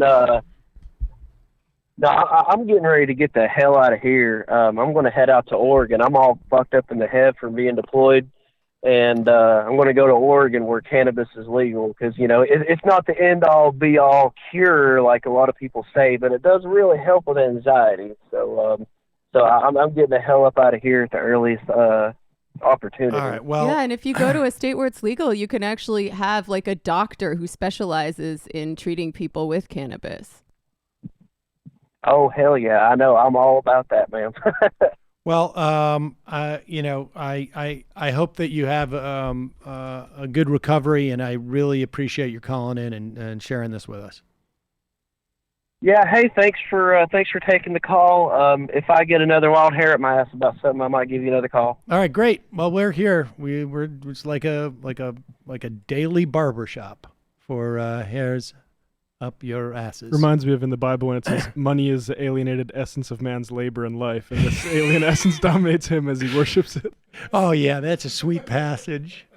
It's one of my favorites. We used to sing that when I went to. All right, folks, we've run out of time. It's 3:00. I had no idea how that happened. I have got to get to an eye appointment. We had the Laura Ingraham thing. I am sorry. People have held on the phone for over an hour.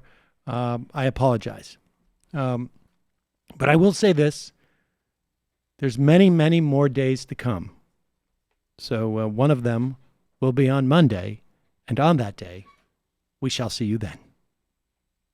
It might take all the strength I got to get to where I want, but I know somehow I'm gonna get there.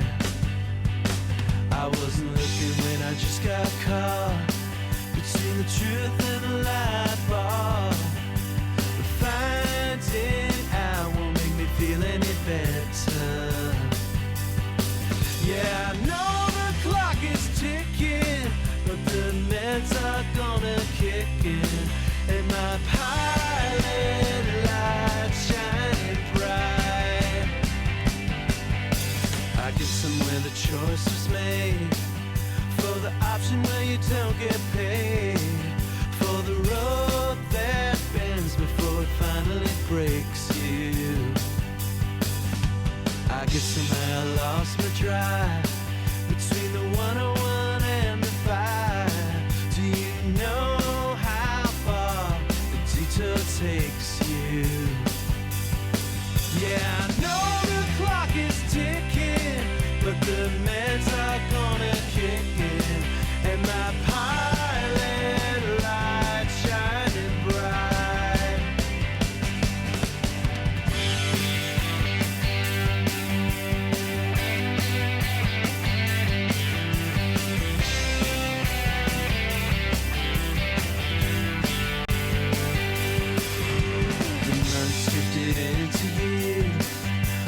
Shifted in and out of